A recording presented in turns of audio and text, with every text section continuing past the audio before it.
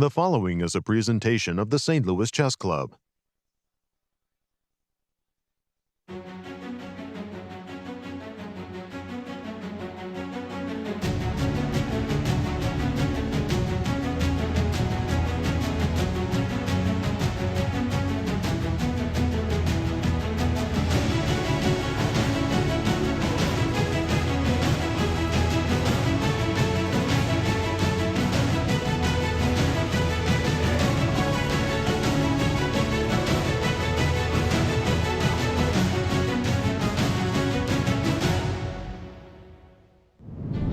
Welcome back, chess fans. Today we have an amazing, fun day of American Cup Blitz. Yesterday it was Hikaru and Alice Lee that got it done and managed to win the 2025 American Cup. But who will be the American Cup Blitz champion? Let's go to the studio and find out. The champions of the 2025 American Cup have been crowned. Today will be a Blitz tournament featuring all players from the two American Cup tournaments, as well as local titled players. Our final day of competition starts right now. Hello everyone, I'm Women Grandmaster Katerina Nemcova and I'm joined by Grandmaster Yasser Seirawan. It's just you and I, Kate, yes. Today. Cristian is today in the playing hall and he's going to interview some players. Absolutely. Hello everyone and welcome to our show. It is indeed day 10 of the American Cup. We have our winners, but we also have a Blitz tournament today. All the competitors are going to be playing against local title players from the great state of Missouri. Sounds easy, right? Well, not so fast. We have 3 universities here in Missouri that feature an amazing array of talents on their team. So it's going to be anything but easy, and we have a Blitz tournament. Case? Do the honors. Let's take a look. I think we're going to start with the final standings just to review about the American Cup. And in the women's section, you see it was an extremely strong field. The top players in the United States, but Alice Lee became the champion, back-to-back champion, earning $49,000. Second, Tatev Abrahamian, and third, Irina Krush. Our congratulations to Alice Lee. Winning the tournament is great. Doing it back-to-back, that's impressive. And winning it only at 15 years old? Oh, come on, that's wonderful. And in the open section tournament of the American Cup. Again, extremely strong field with the number 2 in the world, Hikaru Nakamura, who managed also to win the event and earn $90,000. Second, Fabiano Caruana, and third, Levon Aronian. And again, another big shout out to Hikaru. He's competed twice in the American Cup. He's won the event twice. Yes, he won the 2023 and now the 2025 American Cup champion. Congratulations. Fantastic. And tell us what we're going to be doing today as far as the Blitz event is concerned. So today we have a Swiss system tournament, 9 Blitz rounds. Okay. The time will be 3 minutes plus 2-second increment. The tournament will start at 12:30 and then approximately every 30 minutes we will have the next round. And by the way, the tournament will feature all players from the American Cup and then the extremely strong and talented players from St. Louis University, Mizzou, and Webster University.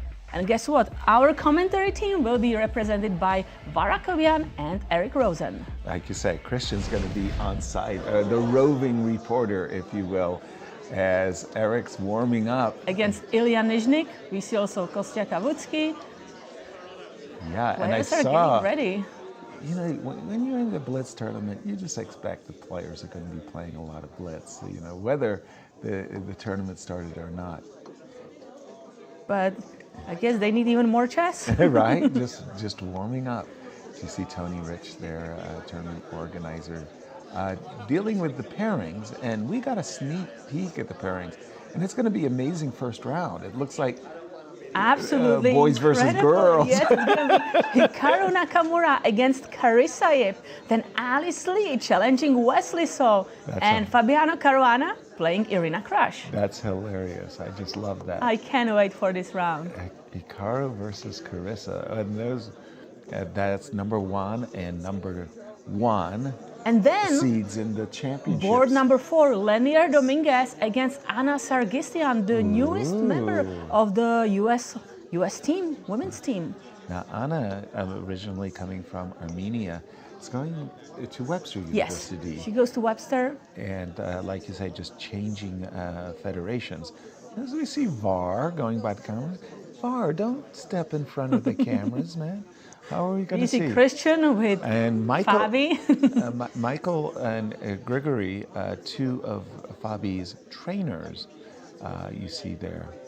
I'm seeing so many familiar faces. Sabina, our social media there, looks like she's just now interviewing. Who? It's hard to tell. Is that Gabriela? Yes, okay. That's Gabriela Antova. There you go. She's on the SLU team representing Bulgaria. So it's sort of like you've got to find your board. Well, first of all, you got to find your pairing. Then you got to find what board you're on. Then you got to go find your seating assignment. That's why it's going to be there's going to be a pause between rounds. And we see players here checking the pairings. Illia. Illia. And we see Eric Rosen. Already realizing that he's playing. You see Abhi we don't know who he's playing yet. Abhimanyu Mishra just checking to see what board he's on. I've got some pairings just to share with you. Hikaru versus Carissa on board 1. Now we're basically going to be focusing on a board for each round. If it fizzles, we'll switch. But we'll usually be starting with the leaders, and when the number 1 seed, Hikaru, is going to place the number 1 women's seed, that's automatic. But then it's Alice Lee versus Wesley on board 2. Fabi versus Arena, another great championship match. Linear Dominguez, as you were just saying, versus Anna Sargsyan on board 4. And here's this guy, Linear Dominguez on board 4, former world Blitz champion. Yes, on board he's 4. An extremely strong Blitz player. Exactly. And it's like, oh my goodness, like how deep and how strong is this event? Well, very. As we see Hikaru getting ready. Board 7 that we will be able to see is Anna Zatonsky against Grigoriy Oparin. Nice. And Ray Robson versus Kostya Kuvitsky. Kostya, of course, I would like to say he represents our broadcasting team as well. He's certainly been with us on many, many shows. Sam Sevian on board 5. Again, all the players from the 2 American Cup tournaments going up against local Missouri title players. You see all players have smiles. Everybody's happy because the main tournament, American Cup, the most stressful tournament, is over, and now they can enjoy. Exactly. Chill out. Now, 9 rounds, by the way, that's quite a competition. It's going to last for a number of hours, and maintaining your peak energy over the peaks and valleys of Blitz, that's pretty hard to do. And I believe Levon Aronian playing Eric Rosen. Oh, really? Oh. Another great match, if I see correctly. Nice. By the way, I play a lot of Blitz and have played a lot of Blitz with Levon Aronian. He's really one of the great trash talkers. I like playing with Levon. Yeah. Okay, so it seems like everybody's quieting down. Yeah, getting and the ready. round is about to start. Exactly. Chris Bird, the arbiter on the right, in the blue. And Dariusz. Also, I kind of think of him as a member. The coach of St. Louis University. Oh, he'll end up playing some of his students. And he's playing Nazi Paikidze. Nice. Dariusz also helps us a lot with the production. So by the way, the girls are missing. Carissa and Alice, they are not there yet.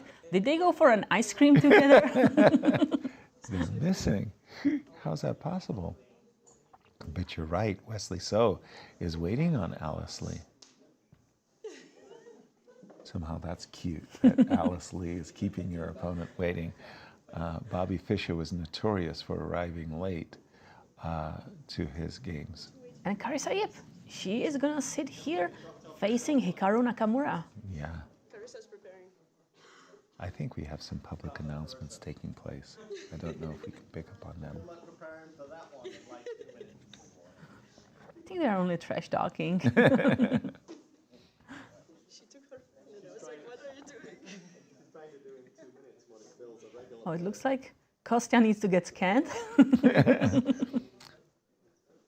Oh, yes.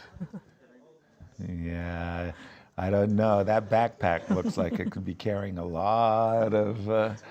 lot of devices. Yeah. Very suspicious. Yeah, so you are the one who wanted to go and try and see if they can find all your devices. Yeah. And you will try to sneak into a playing hall. Exactly. I wanted to get to trick them, see if I could get away with one.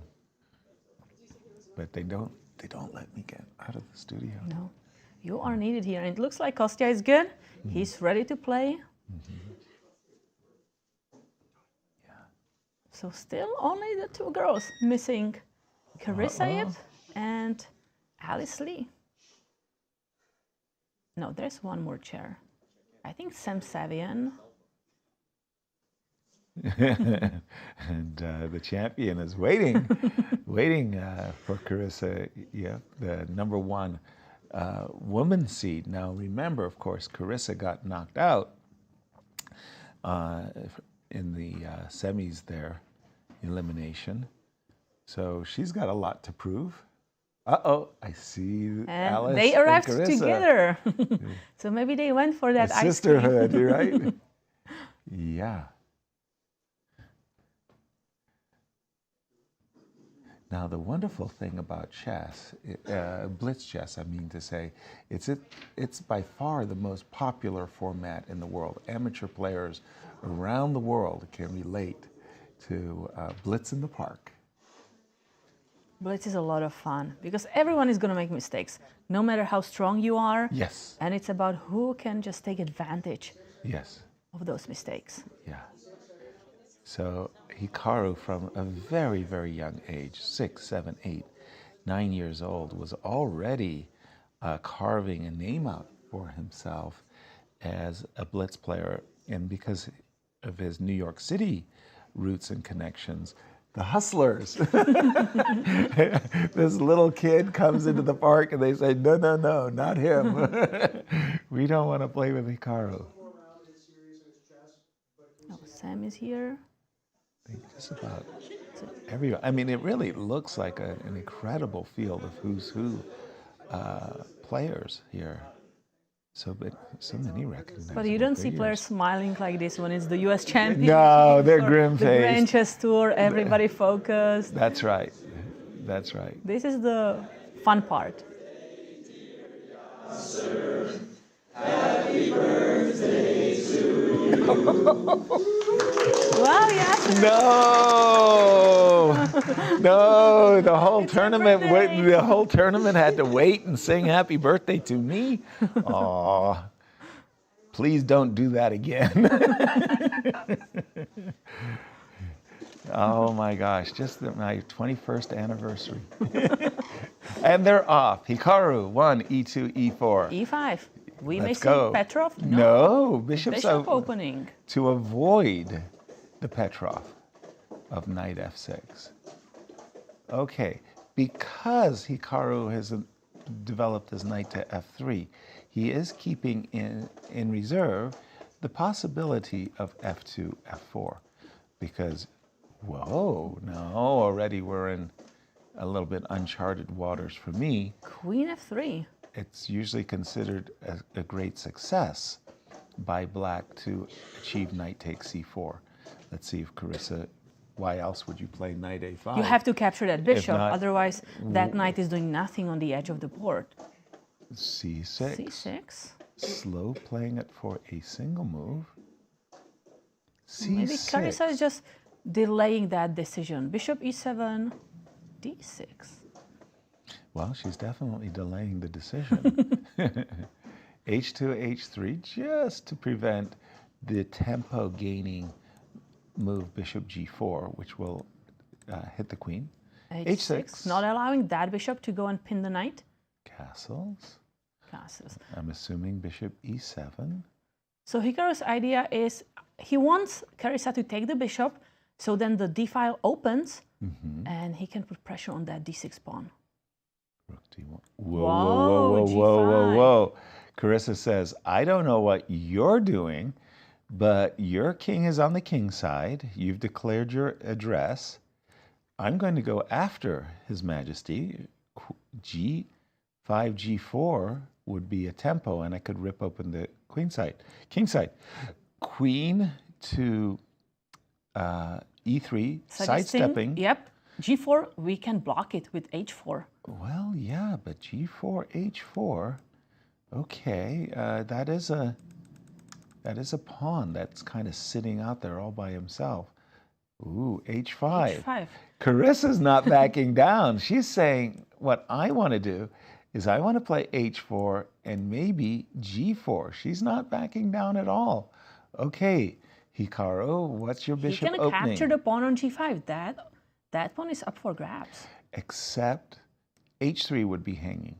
Queen takes G5, bishop takes H3, G takes H3. Oops, Rook G1. Gotcha there. But the question is, after you capture on H3, I can go knight G3. Okay, Hikaru just dropping back the bishop.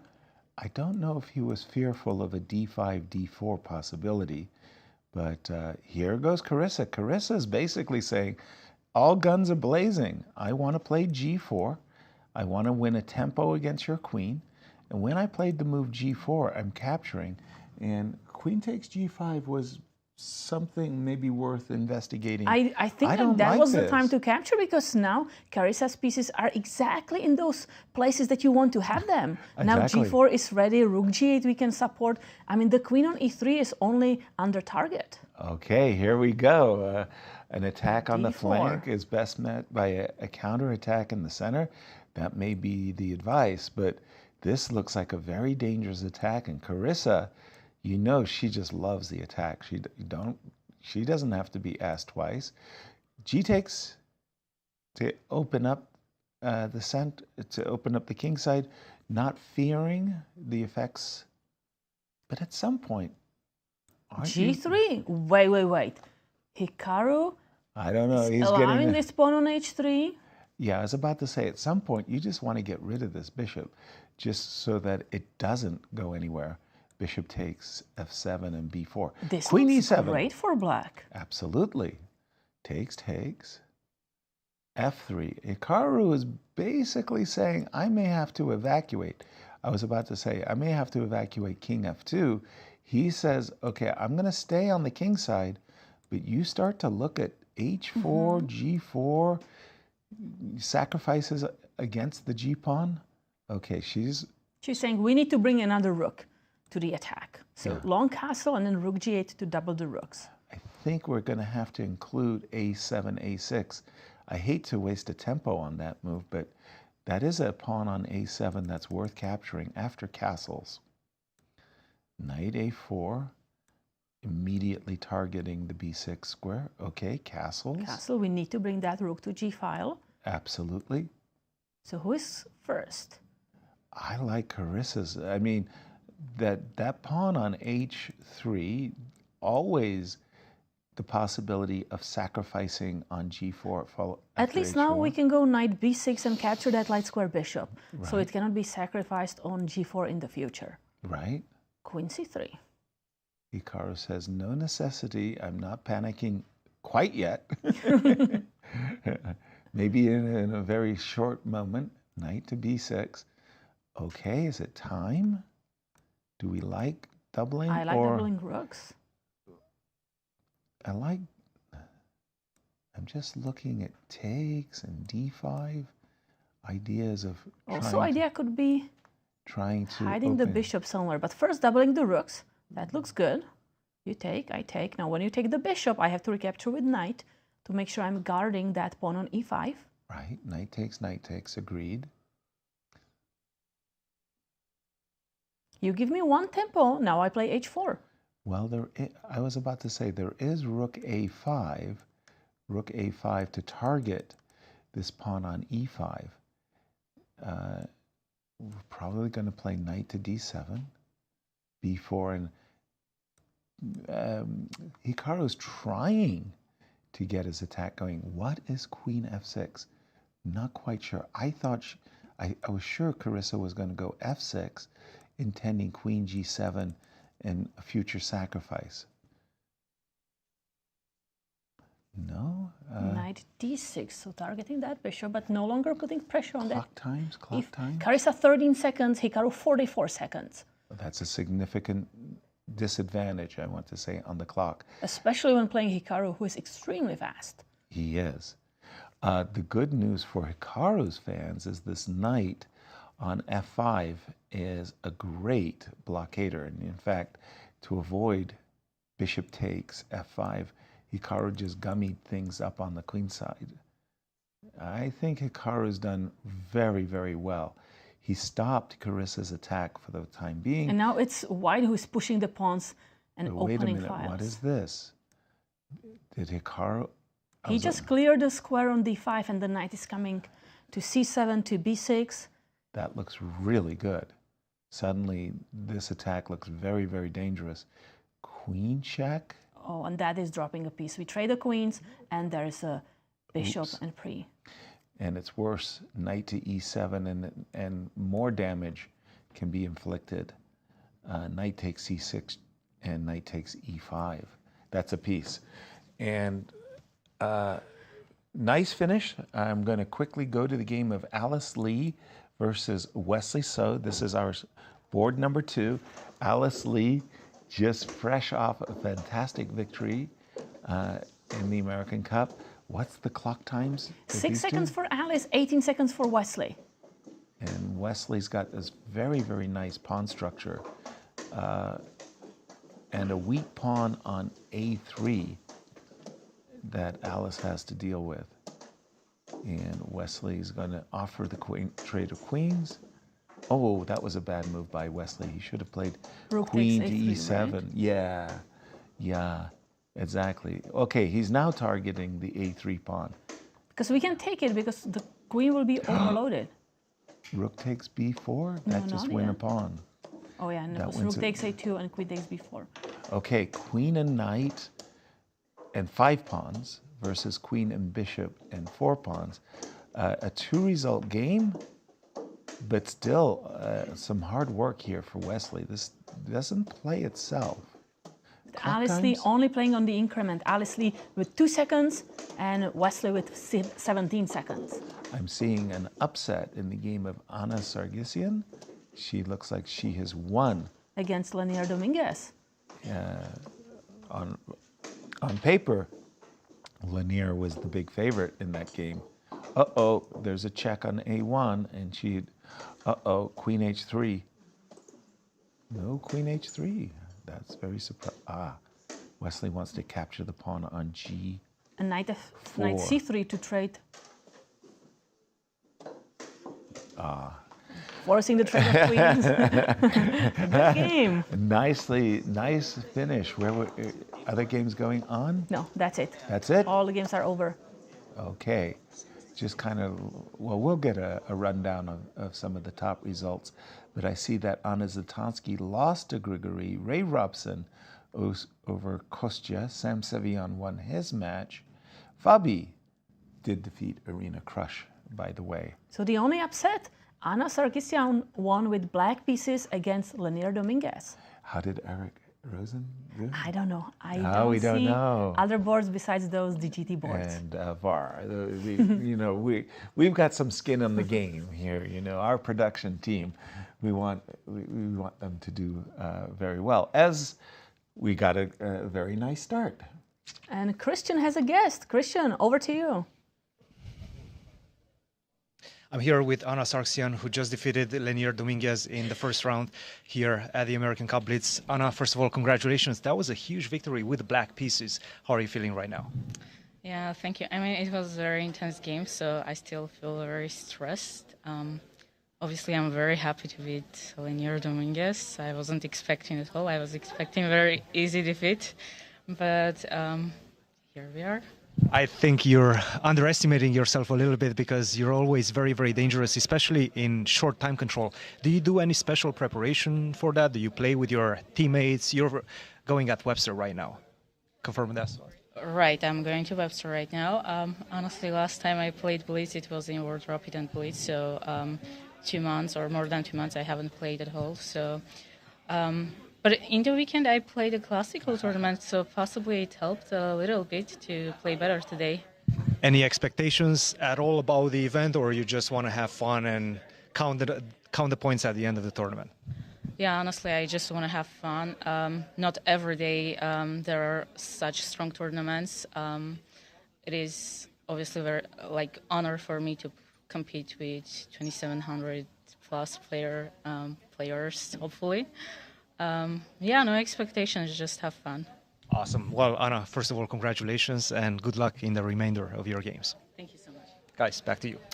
Thank you, Cristian, and good luck, Anna. Absolutely, it's that's nice. Our first game, great result. Absolutely. I'm just clicking through the game between Fabi and Arina, and in that particular game, it does appear to me that this is the final position. Arina's doing really fine, but she must have lost on time. Yes. That must have I been think what that happened. was the reason. But if you look at the position, you don't resign this as black. Tough games. All the games are going to be. Plus, you have this passed pawn. Exactly. I just wanted to see, because we just interviewed Anna, let's have a look at how she upset Lanier. Apologies, I'm going to be playing this rather quickly. I know for amateur players, they would like me to do it a little bit slowly. We won't have that much time. We have Gioco Piano. That's an opening. We should all know. Highlighted here in the American Cup and the Champions Showdown. And again, Anna is playing the black pieces against Lanier. Lanier has a huge, on paper, rating advantage. So he's supposed to be a kind of a prohibitive favorite, if you will. So all of this is very standard, and I've seen Wesley So, amongst other players, playing this position as white. And we can see that Anna is loading up for a kingside attack with knight f4. Let's just go quickly along. Okay, h4, that's... Lanier is voluntarily advancing, if you will, the pawns that are protecting his king. Usually that's a bit of a no-no, but okay, let's see what's going on. So far, Anna's is playing very... Ooh, wow, knight f4. Okay. Anna is inviting Lanier to capture her knight and open up the king side. It just got it got very spicy, let's just say. Okay. Lanier said, I cannot tolerate this very, very powerful knight. I'm sure Lanier was fearful of moves like queen c6, queen d5, maybe even squeezing the queen over here on the king side. He captured, and that means that from a material point of view, Anna's not doing that badly. She sacrificed a knight, but she's got now 2 rooks and a couple of pawns for the 2 knights. But the pawns are disconnected, so she will slowly go and capture one by one. Okay, There so this goes is the second pawn. As Viktor Korchnoi would say, there goes a tooth. Uh-oh, that There's looks like blunder. H5 now? H5. And now it's an Anna's in exchange. cruise control. Oh, that's a nice tactics. Very nice. And we are transposing to opponent game that is just easily won by Easily. black. Okay, pretty impressive game there by Anna. It looked like she was in control throughout. And we have Sam Sevian talking to Wesley So. To the competitors from the American Cup. Frenemies. Friendly off the board, enemies on the board. And these 2 players, teammates, Sam Sevian playing for the American team in the World Team Championships. It's a pity we don't have the audio. What I was know, happening right? there? Oh, there you go. I knew Happy something. birthday, Yasser. I know. It's, I woke up this morning thinking about it, and birthday wishes and all that good stuff. And it was sort of like, it's not my birthday wish, it's a family's wish. When I was young, my mom would say to me, Yasser, you really should go on TV. And I thought to myself, well, that's pretty cool. I'll go and I'll be I'll go on TV and I'll be famous. But it does beg the question, well, why, Mom? Why should I go on TV? That way it'd be easier to turn you off. No. Dang! So my birthday wish isn't actually coming true, but it's a family wish that I should have been on TV. They knew how. They really knew it. There we see Savina, our social media director, getting some stuff for the social media pages. Yes, make sure Talking to with Anna follow the Zatonski. St. Louis Chess Club, because there are always great interviews and pictures from the playing hall and just everything that's happening. Sabina is able to capture it because we don't see what's happening. We don't see what are the players doing Behind the scenes. Yeah. To the right is Ben Underwood, the man. With all the stats, he does statistically all of those pie charts, who's going to win the event, and he runs these simulations. Yeah, a big sports fan. A big chess fan too, of course, but as a sports fan, he has all of these statistics of what NBA players do, and he says, well, why not for chess to do the statistics? Yeah, it's great to see what are the predictions for the tournament. And it looks like Tony Rich has pairings for the next round. And here, Irina Crash.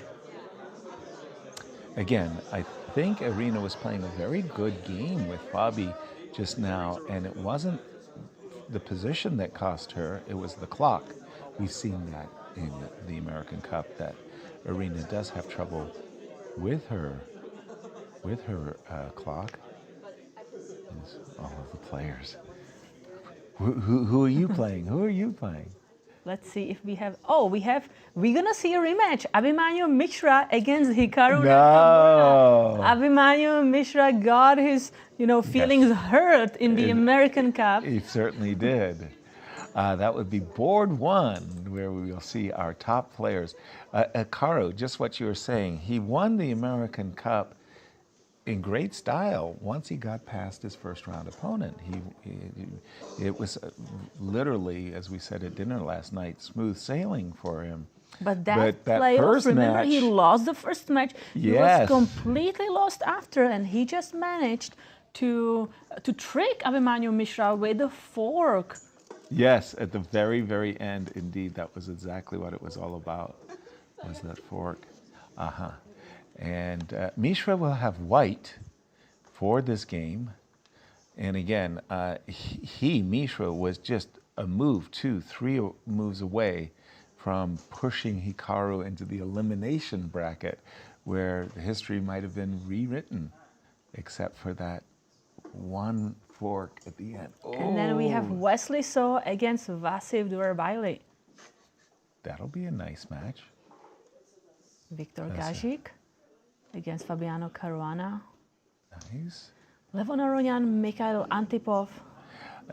Mikhail, of course, along with Grigoriy, has been working together with Fabi for the better part of 2 years. So Mikhail getting a chance to bring down one Levon Aronian. And we see a lot of countries represented in this tournament. For example, Vasif is from Azerbaijan, Viktor Gazik, Slovakia. Then we have Robby Netherlands. Yeah, exactly. Robby from the Netherlands up against Samuel Sevian. Then Yasser is playing from Cuba. Not you, Yasser. You have to be right. in the studio. I have to be in the studio, but it's Grigoriy versus Var on board 8. So Var won his first match. Good. As we're looking at the game that's about to start between Mishra and Hikaru, a rematch of their first match in the American Cup. And Mishra sitting there saying, oh, I had you. You know I had you. Let's see if I can repeat my performance, because Hikaru was on the back foot in that match. And it's always just amazing to be able to play Hikaru Nakamura, right? He doesn't play that many tournaments now, and absolutely. Then it's like Grand Chess Tour and candidates. Exactly. And he was even deciding whether he's going to play the Blitz American Cup. Exactly. But yesterday during tourney, he was like, yes, I'm going to play. Well, as he said in this highlight recap of the tournament, it's sort of like retirement is nobody's home. He's got one foot in the door, one foot out the door. He really identifies himself as a streamer. He enjoys streaming a great deal, and he's very, very successful as a streamer. Ooh, there was something there. I think he was waiting for Mishra to press his clock. Normally, you wait for your opponent to press the clock before you make your move, but Mishra kind of delayed, and so he also delayed. So again, Gioco Piano. Now a different iteration. We had so many different iterations of that. Now there's a school of thought that basically says when you've castled early, like very, very early, I can play for G5 and what we saw, Queen E7 and Rook G8. Even Carissa tried that, right? Against the first round. She had a good position with Hikaru. Now we're very, very much into conventional waters. C3 in these Gioco pianos, a kind of a prelude to grabbing space on the queen side. B2, B4, A2, A4, and then just questioning what are you going to do about this bishop. By the way, the move bishop B3 has the idea of playing knight to C4 and getting ready to swap off. So are we going to play H3 now just to control that G4 square or Rook E1? I would be of the knight C4 persuasion. I would play knight C4, and I'd be very tempted by knight E3 to put the knight on, to target the F5 and D5 square. No, Hikaru says, you know what, your bishop bothers me. Let me trade it off when I'm ready to play knight takes E3, not necessarily get the double pawns.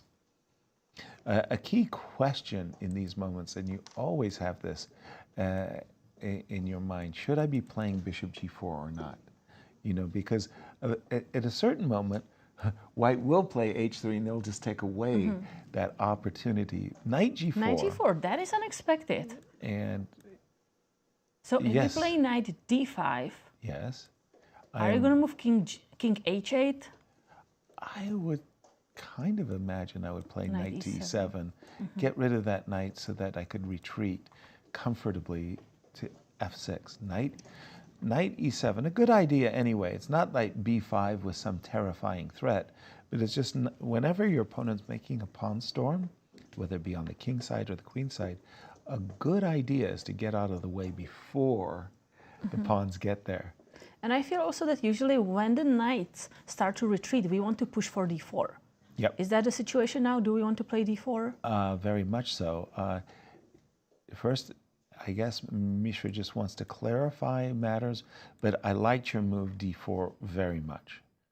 I thought that especially when the knight is on E7 and it's no longer protecting E5. So we could have had the pawn on D4 and this pawn on H3, and I would have. Which I like that, because now there are some holes on the king side, but maybe now we will play Rook A2 to double the rooks, just have the opportunity to go over. No, B5, immediately grabbing space on the queen side. I'm not sure I'm as a big fan. I much preferred your Rook A2. Another move I would have liked is to really target this pawn on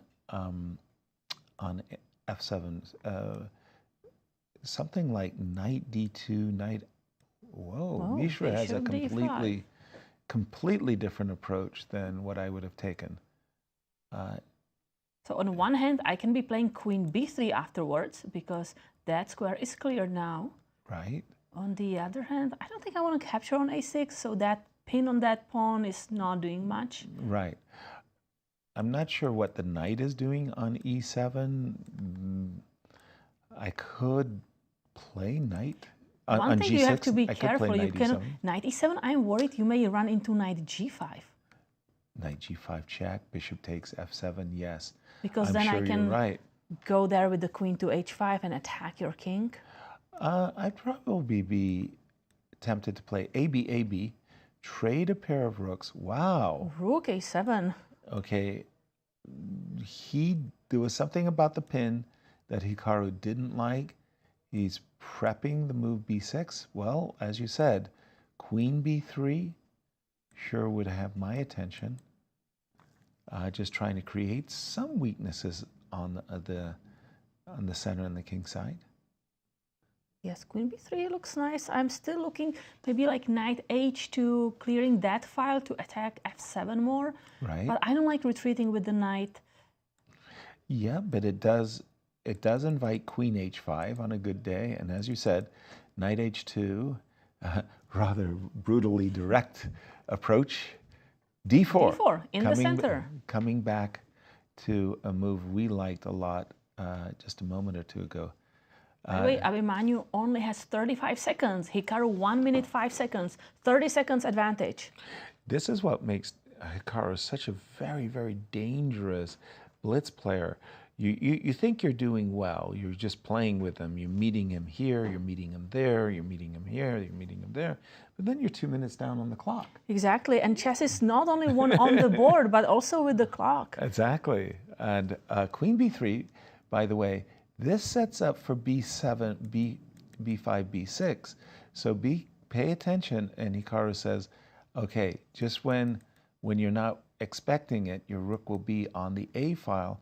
I'll open up the f file for my rook, says Hikaru. And I think that was a very well-timed. So now b7 is up for grabs. Take it. Take it. That's a pawn. Take it. I mean, that by capturing the pawn, you will have justified all your play till now. There was something about the capture that he didn't like. Mishra decided to play the move rook f1. Not a fan.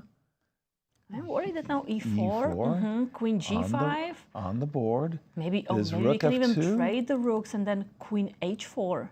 Always look at the most forcing moves first. Checks and captures are your most forcing moves. So you look at rook f2 and immediately you spot queen h4. That looks like it's winning. That's just a winning idea. Boom. And now queen h2, queen e2 checkmate. Absolutely. Mishra completely mistimed this. This whole that's a nice move by Hikaru. Queen f5 check, wins a knight. Mishra, I think, is just playing on inertia at this moment. He doesn't have time to resign. Queen c2 check, followed by queen takes c3. That's an easy one because the counterplay is based on queen takes c7. You win a pawn and you take away the counterplay. Queen c6 check, big threat. Pay attention. And black is just going to promote. I think we can switch games. Okay. Let's go to Wesley So against Vasif Durarbayli, which is the second board. And Mishra did resign on our switch.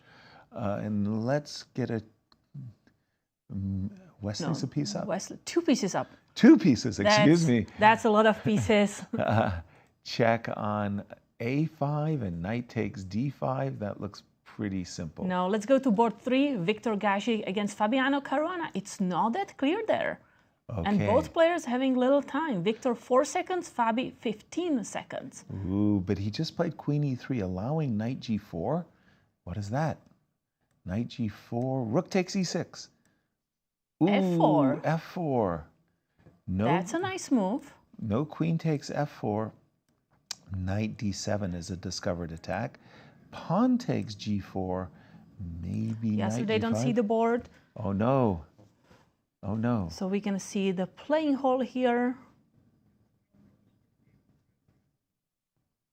Okay, but now they're blitzing. Ooh, the moves are coming fast and furious as Viktor and Fabi. Fabi has just won a piece, but it's about the clock. 4 seconds. It's about the clock. Oh my goodness. You have to be careful about getting checkmating on the H file. That is true. Oh, that was an excellent move by Fabi, rook f5. That just took all the sting out of the position for him. By the way, the rook on g6 is a little bit stuck. I know it's an extra piece. That's why we cannot move that knight. But now Fabi is about to play knights. Ooh, g5 is hanging.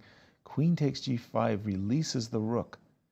And yeah, now it's easy. It's all, if Fabi makes... We defend that pawn, and we have a runner. Yes, we do. King. That's a strange way of running, but okay. Rook to g8. No, rook to g8. What didn't he do? Knight f5 now. We give. Oh no, that knight is pinned. Illegal. It's a strong move, though. Okay. Again. Okay, c6 will be an option. Yeah, this is easy. Fabi is a knight and a pawn to the good. And Fabi, it was about the clock at the very end. I don't know how close he came. I think to 3 seconds. Let's go to the game of Levon Aronian versus Michael. Levon Aronian is 2 pawns down. It's board 4. Wow, these 2 pawns are on the 3rd rank. And about complete to try domination. To get promoted. Complete domination by Michael. And Levon resigned. Brilliant move, that last move. And Levon resigned. Ooh. In the game, in the tournament. Our American Cup champion players, you know, these locals from Missouri, they're tough. They're tough. Other notable results. Grigoriy Oparin drew with Var Akobian. Bravo, Var. Grigoriy playing in the U.S. Championship. Also, previous year had played in the American Cup. That Grigoriy, his rating slipped a bit, which is why he wasn't invited back. But and Var, Sam Sevian drew with Robby Kevlishvili, with a SLU student. Exactly. Nice. So just a few players, including Hikaru, our top seed, have started 2-0. Wesley as well. Fabi also 2-0. So a couple players. And we'll pause our analysis to throw it to Cristian, who is in the tournament hall. I'm here with Mikhail Antipov, who just defeated Levon Aronian. Mikhail, first of all, congratulations. That's a big scalp. How are you feeling right now? Yeah, I feel like I'm in a relatively good shape. I just finished one classical tournament this weekend. I got 5 out of 5, so I think I had a great warm-up. Against Levon, had a very complex game. I would say that he was slowly outplaying me when things got crazy, and in a time trouble, I managed to trick him and get the win. I know that you guys know each other quite well. Did you play a lot of games at the Olympiad? Because you were the coach of the American team as well. You worked with Levon quite extensively. Did you guys get to play a lot of Blitz? And do you know each other well? I mean, we definitely cooperate quite often. And when it comes to Blitz games, I wouldn't say that we actually played a lot. During Olympiad, we didn't really play Blitz at all. I mean, we had some friendly Blitz in some other tournaments, but overall, I think Levon has a very big plus score against me in friendly Blitz games. And obviously, this tournament is open for collegiate players, local players as well, and participants of the American Cup. Now, you're representing Mizzou. How are you feeling about the chances of the team players as a whole? I mean, we have a very strong team. I think everyone can do well. Grigoriy, who is now a coach, he's definitely is one of the best players in the tournament right now. And others, like we have Luka as well, who can also put a serious fight. Unfortunately, the rest of the players didn't manage to come here because they're currently playing in some tournaments in Europe. But once again, we will see how it goes. Well, congratulations, Mikhail, and good luck in the remainder of your games. Thank you. Guys, back to you. Thank you, Cristian. Good luck indeed, Mikhail. As we're getting ready just to make a very, very quick break because it's Blitz. You know it's going to be fast and furious, but I do have a Q Boutique for us. Should we take a Q Boutique I think we can look at some of the games before that. Before Q Boutique? I think so. Oh my gosh, I was so ready. But Yasser, it's your birthday. Yeah, you can do what you want. Thank you. Hey, I mean, We've got a lot of friends at Q Boutique who live for these moments. Check it out. This is a special. It is the World Chess Hall of Fame laptop bag. Commute in style with an exclusive World Chess Hall of Fame laptop bag. This bag features separate zipper compartments for your laptops, multiple smaller compartments for all of your work needs, and it is available at qboutiquestl.com for all your chess shopping needs. Do check it out, and it is a shop worth perusing. There's a lot of cool stuff there. We're going to be also waiting for Cristian to capture somebody else. More players. More of the players. As again... And Cristian has a guest. So, Okay. Cristian, over to you. We're going to recognize our guest. Fabi, big game against Viktor Gazik. Not an easy one. He's a SLU member right now as a student. How are you feeling about your first couple of games?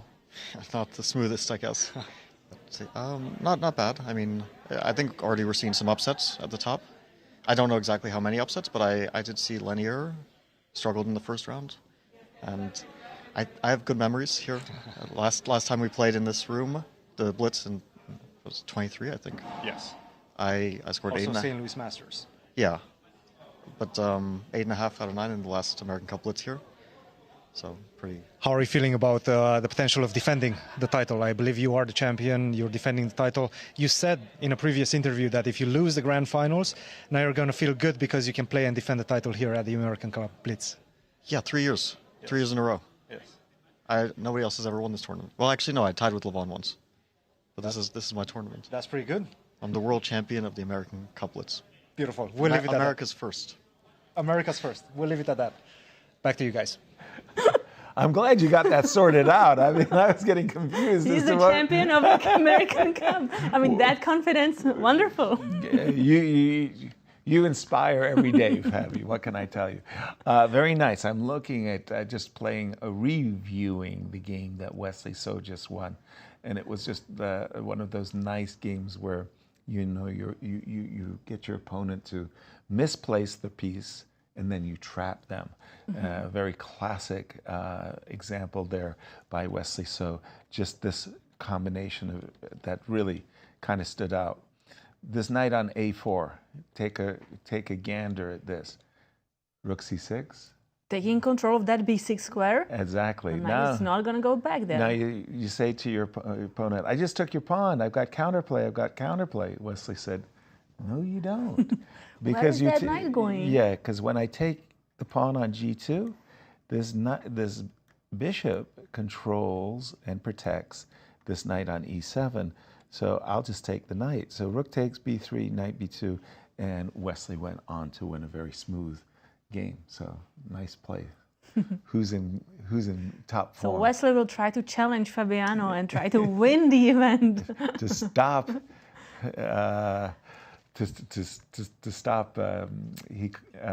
Fabi from going 3-0. We've got Hikaru Nakamura, who's been in cruise mode. He's on board 1 against Illia Nyzhnyk. Illia, a top local player. He's a Webster graduate. He's my former teammate. Oh, yes. And he works very often for the St. Louis Chess Club as a Grandmaster in residence. Exactly. We'll be following that game as our top pick, but Ray Robson versus Wesley So, 2 players from the American Cup Championship. That's on board 2. And former Webster teammates. Exactly.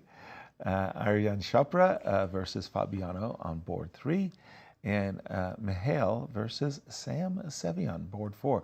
Lots of nice games, but I love respecting the top seeds and following our tournament leader. Therefore, Hikaru will be our first choice on board 1 against Illia. Now, you were just saying that Illia, former teammate, did you get a chance to play Blitz with him? We played a lot of Blitz and Rapid even to practice. And every week when I was at Webster, we would have Saturday practice days and we would play positions against each other. So there would be a selected position, you play it for white, then you play it for black, and then we talk about it. Interesting. And what was your overall impression about Illia? At one time, he was considered one of the most formidable prodigy in the world. Yes, I mean, the impression of all those players at Webster, I felt like I don't know anything about chess. They were What just am I so doing strong. here? But even with Illia, I remember when I won the European under-18 championship, he won, I think, the boys under 14, but At he the was same like time. 9, or he played 2 categories up and still won the tournament. I remember on the standings, it was just like, he was like the smallest kid you can see, and I was with like, the how is that under 14 or 16? It was incredible. In the championship you just referenced, did he bring his teddy bear? Because he was famous for bringing a little teddy bear. He had some toy with him, I remember. Very, very, very sweet. The comfort blanket. Well, Illia up against Hikaru. I don't know if they've matched up before. I'm sure they played tons of online Blitz games with one another. I'm just trying to recall how head to head it doesn't come. Yeah, I don't recall them playing anywhere. I've witnessed, I've gone to SLU and watched a couple of the practice sessions. I've witnessed Illia playing Blitz, and he is a very, very, very good Blitz player. Again, Bishop's opening. And Hikaru came up with that very strange Queen F3 idea that he used against Mishra, not to great effect. Or hold on, pardon me, it was Carissa. With Carissa, we are seeing the same thing, but this time Illia is immediately capturing that bishop, allowing that open file, but also doubling pawns for Hikaru. Right, and remember that Carissa had played it with c7, c6.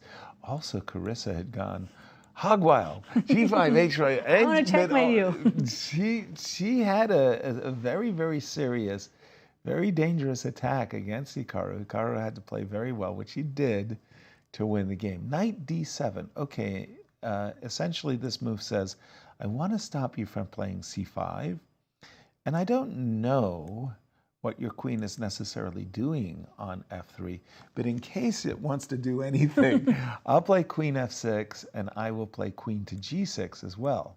So queen g3, targeting g7, and Illia just said, ready to fianchetto his bishop. I'm still not sure what you're doing. I want to play bishop to g7.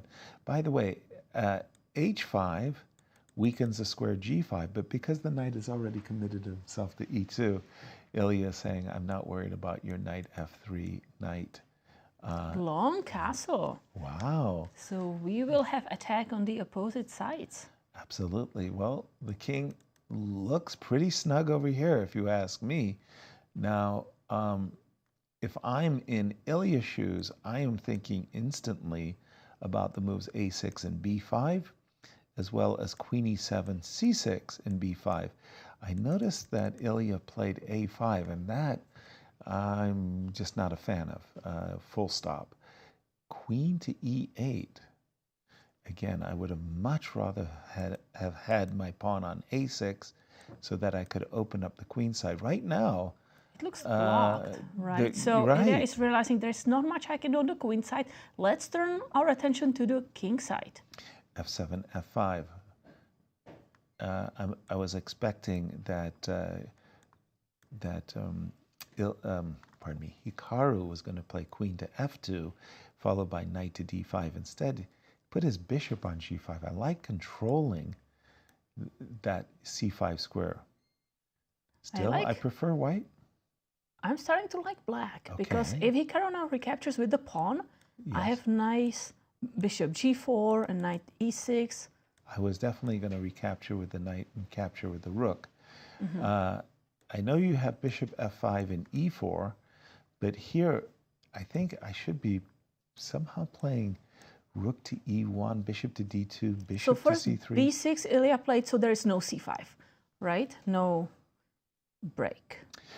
Yeah, and because the a5 pawn was more or less tender, he just wanted to take away that opportunity. I look across the board and I see that my opponent has the two bishops. One of the things that immediately comes to my mind is, well, let me deny you of that advantage. So I think Hikaru is eyeballing bishop h6 as a possibility. Now there is difficult to do any breaks for black, right? We don't have d5, we don't really have c6 to help prepare that d5 square, that d5 push. So bishop f5.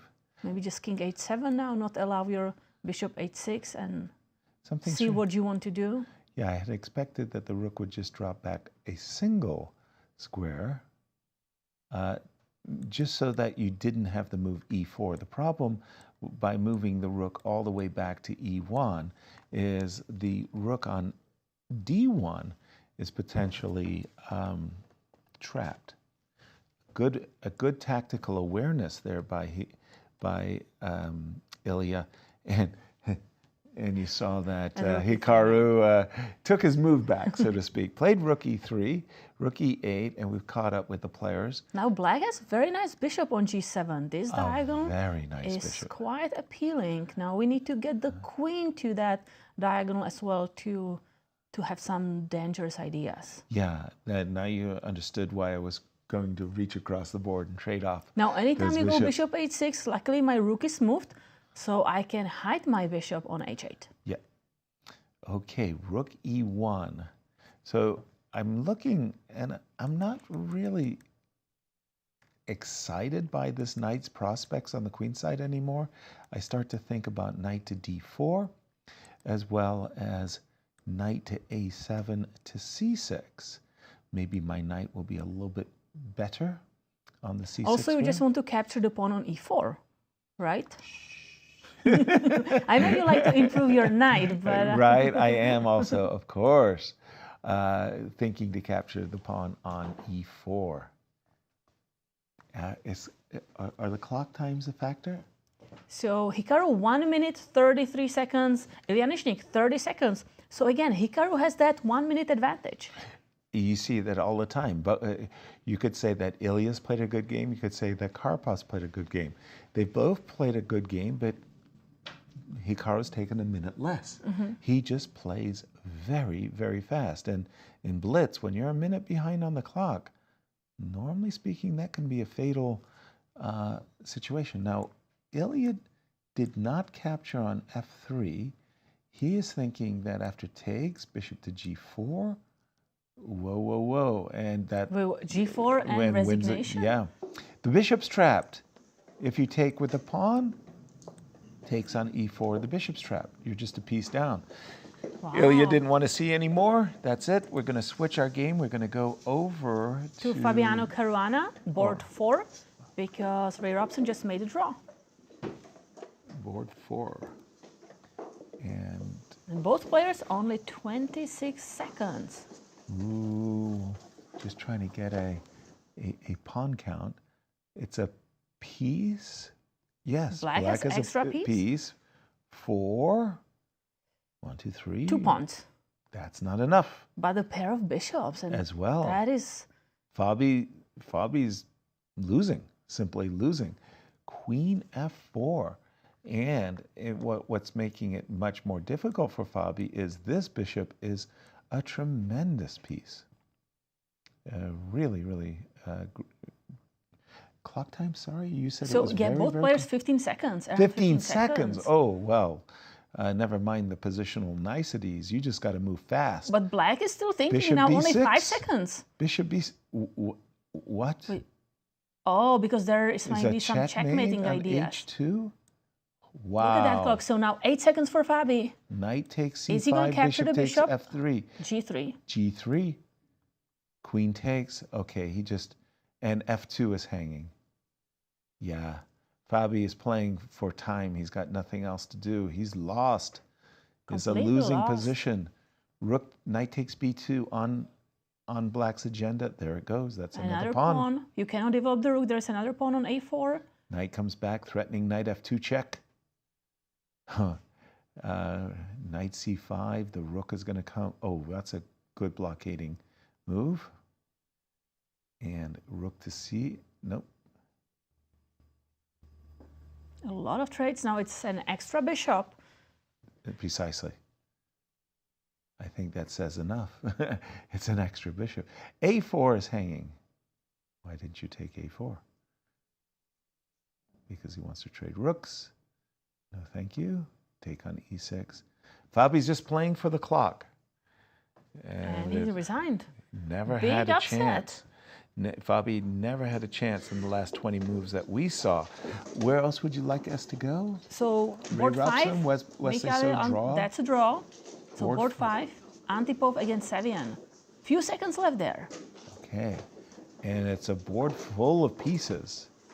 Sam Sevian, he's on the back foot. He just captured a pawn on b3, but Michael has some real nasty ideas of sacrificing on f6.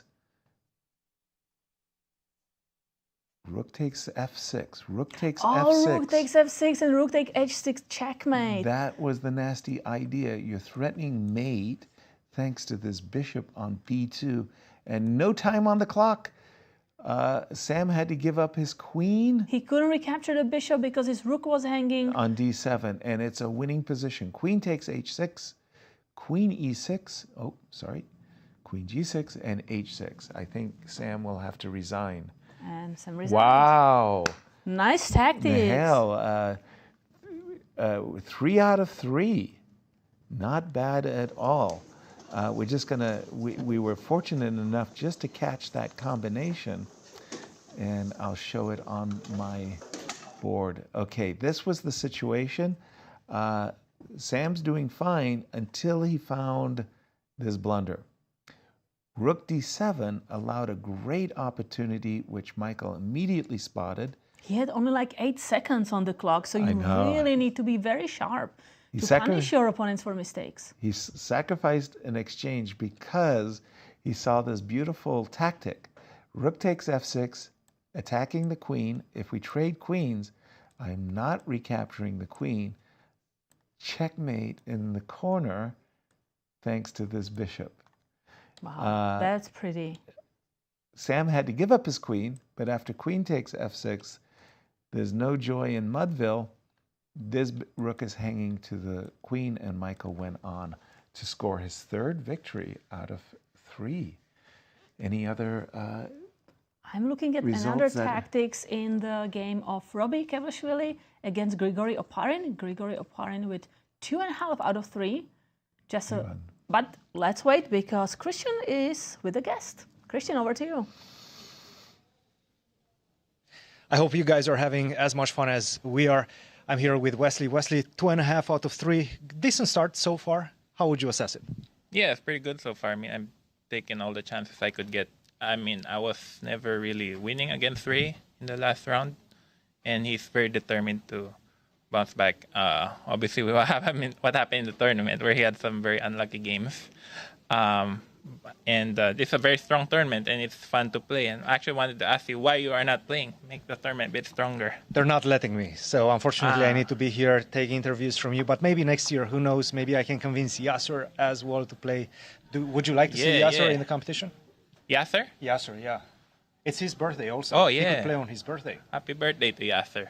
Yeah, I would love to see both you and Yasser in the competition. That would be fun. Also, Yasser hasn't played chess in at least 5 years, right? In a long time, but I believe the last time he played the National Dutch Championship, Blitz Championship, he won it. So he's a good Blitz player. Now, back to your games. You stayed after the game for like 5 minutes analyzing with Ray. Did that bring some memories from back in the college days when you guys were roommates and analyzing all the time, playing all the time? Yeah, for sure, because he's a great player. He's very good at analyzing, very good at working with the computers, the openings. So I always take the chance to work with to get a little knowledge. I actually had very interesting move Queen F2. But also, I mean, there are many great players here. Also, I analyze with Sam some games. So Levon. And did Alice surprise you in the first game with 1A3? You responded with H6. How was that exchange? Yeah, I couldn't let her prank me like that. I remember 6 years ago, I was playing a speed chess with Shakhriyar Mamediyarov, and at some point started playing A3 in the first move. I started replying H6, so that brings back fun memories. But Carissa and her were actually plotting, preparing a bit. Yes. She said it was Carissa's idea. Actually, Alice told me that Carissa wanted her to play A4, but she couldn't. I told her A3 is better. So maybe it was my fault. I don't know. Yeah, also, but I mean, it's not such a bad move because I wonder played in the U.S. Championship, and Actually, it's hard to say what's more useful, A3 or H6. It's always a very interesting debate, or H3 and A6. But yeah, when someone plays A3, just play H6 and see what, There you have it. see what happens. Thank you, Wesley. I'll let you go. Get ready for the next one, and good luck. Yeah, thank you. Guys, back to you. Thank you, Cristian. Enough about my career. Let's get back to Wesley's. A3, H6, what he was talking about there, apparently it was a game that we didn't get a chance to look at.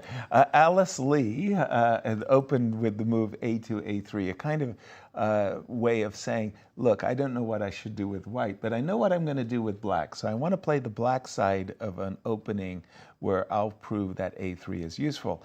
And Wesley said, well, I don't want to get pranked. I don't know what you're doing, but I'm going to play the move H7, H6, and we're going to have to discover which pawn push is the more useful one. You can bring up the game if you want to see how they continued. Really? Okay. Do me the honors of bringing that game up. That was from the first round, I believe. Okay. Wesley did win it, but I wonder if he won it from the opening. A2, A3. So I'm going to go to the starting position and just see what Alice achieved. We have the strong opening. And Just go to Queen's Gambit. Well, it's kind of a London system. More of a London. Where the move, anybody who plays the London system knows that H3 as well as H6 are very useful moves. And apparently they went on from here. But it's just, okay. I would say that Wesley was pleased with the outcome of the opening. So, Yasser, I have a question. Since Please. it's your birthday, if you could have one wish about the chess world to come true, what would that be? Magnus Carlsen playing against Gukesh, World Championship. World Championship? Yeah. Wow, that would be your wish? Yeah, I would like to see. For me, when the top players in the world play in the World Championship cycles, that really makes me happy. And I was very, very upset when Magnus was tossed out of the tournament because of the jeans incident. And then FIDE relented and let him back in, and he was playing in the Blitz Championship, and it was really, really wonderful.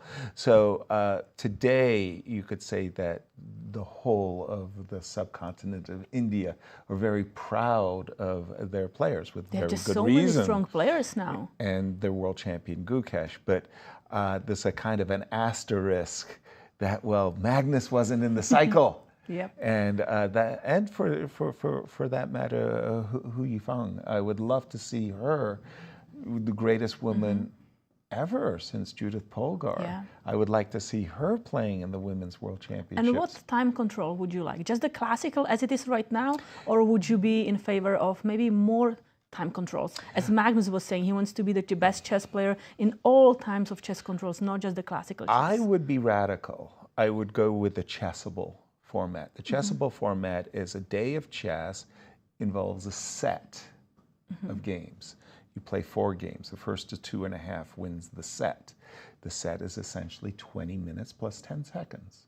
So that is an edible game for the public, right? You're not going to play a 6-hour game and raise the profile of chess for the public. But if you play 4 games of 20 minutes and you have, just for argument's sake, the first to win 9 sets wins the World Chess Championship. So only rapid? Only rapid. No like semi-classical 60 minutes? No. In case a set goes to 2-2, you play 1 Armageddon game to like a tiebreaker in tennis. 3 minutes, 2 minutes for black? I would say 5-4 and 5-4. only the increment after move 60. Wow, that would be interesting. Let's go. Let's go. Make my wish come true. It's your birthday. World Chess Federation. And let's go with Hikaru once again in the start of round 4. Who is he going to play? Well, I'm getting a complaint that Hikaru every game. But he's when the he winner wins of the American Cup, and he's the number 2 in the world, and he's the top seed in the event. That's the reason. But do we have the pairings for this? No, we don't have the pairings yet. If I think you the pairings is find on. a pairing that is more attractive than Hikaru versus Wesley So. Oh, that is a possibility. Because Hikaru has 3, Wesley has 2.5, Aryan Chopra has 3, I believe. Michael has 3. Misha has 3. Grigoriy, He has 2.5. No, Grigoriy drew 1 game. Okay. Benjamin Bok, by the way. Luka from Serbia. He's Benjamin Bok from the Netherlands. They were playing on board 6. But any case. And Talia Cervanta is there too. Oh, I see Talia speaking with Lanier. He's having a very good yawn. That was really impressive. So we don't have the games up yet, but it looks like the pairings is there. Okay, show me the pairings. It's not here yet. We have to be patient. Oh no, they're just taking off the old one. Okay, out with the old, in with the new, huh? And I think they're looking at the standings now. So as you said, we have perfect. Hikaru Nakamura so far perfect. Okay. And Aryan Chopra. Perfect. And Mikhail Antipov. That's it. Those Only three players having 3 out of 3. Right. Now, Lanier lost the first game. He was upset by Anna Sargsyan. Has he come back? Did he win his next 2, do you know? I don't see the other games, only the first 7 games. I thought sometimes they list the standings on the chess.com. Well, let me see.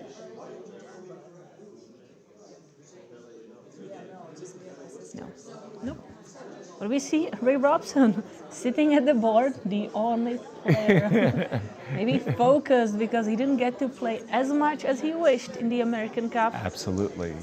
I mean, all of that preparation that he didn't get a chance to show. And remember, he was saying that he was completely winning against Fabiano Caruana, and Fabiano said, I was about to resign.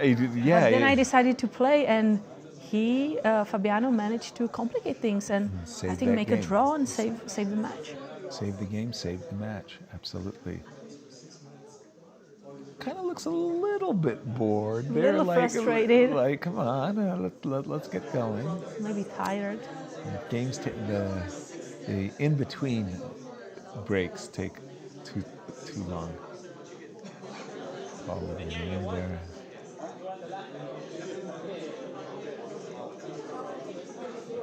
It looks like the pairing is up.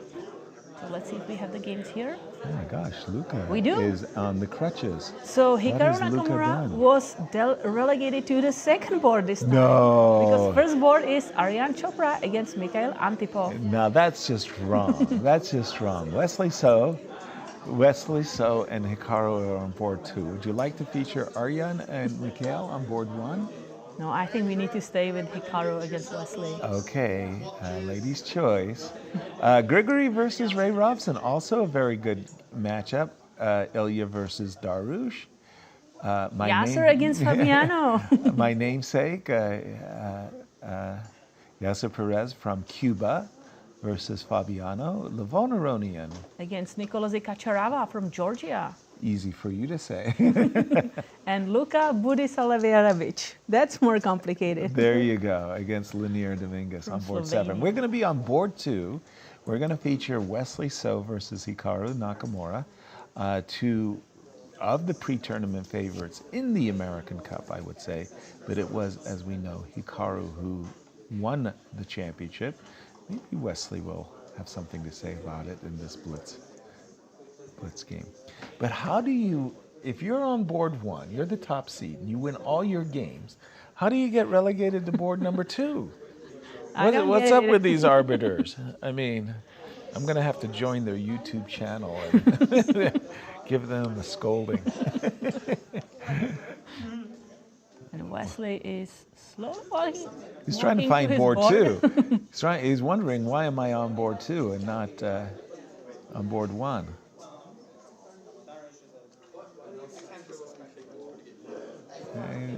As you get ready for these Blitz games, you do have these butterflies. The moment you're in the game and you've played 3, 4, 5 moves, they all disappear. But as you start the game and you sit down, you suddenly have this horrible thought: what am I supposed to do? What opening will I pick? What opening will my opponent pick? Should I play my Catalan? Should I do something different? And then your hand makes the move, and the next thing is you're in the competition. And then you have few seconds to make a decision in every single game. Right.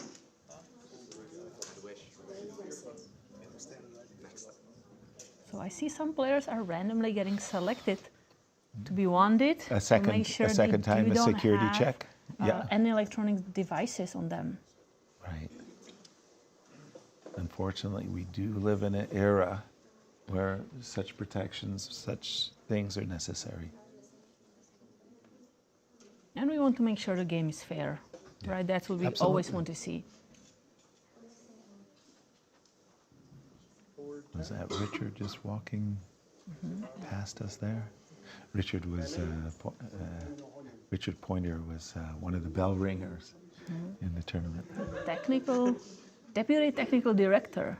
Bravo. Before we called him our scholastics director, they changed assignments. Yeah. But it's a beautiful playing hall. How will Fabi bounce back? He just had an interview where he boasted of his prowess in the Blitz. And he's the world champion of the American Cup. There you go. And the next thing you know, he lost the game right then. And here we go. We're on board number one. And we see Rui Lopez. No Joko Piano. Exactly. No Berlin, no Joko Piano, no Morphy defense with A6, but knight E7.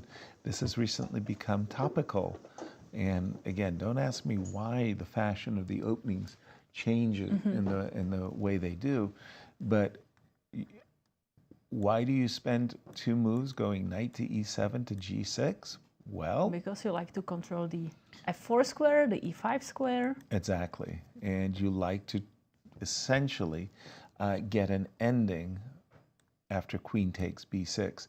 Normally speaking, you want to trade. When you trade, you want to trade on your terms, and you don't want to help your opponent. Queen takes B6, A takes B6 is helpful. I believe we saw this when Hikaru played it with Fabiano Caruana during the Champions Showdown. That's right. Right?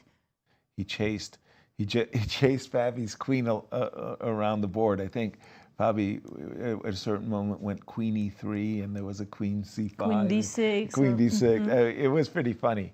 But no queen trades. Queen to D6, knight to C3.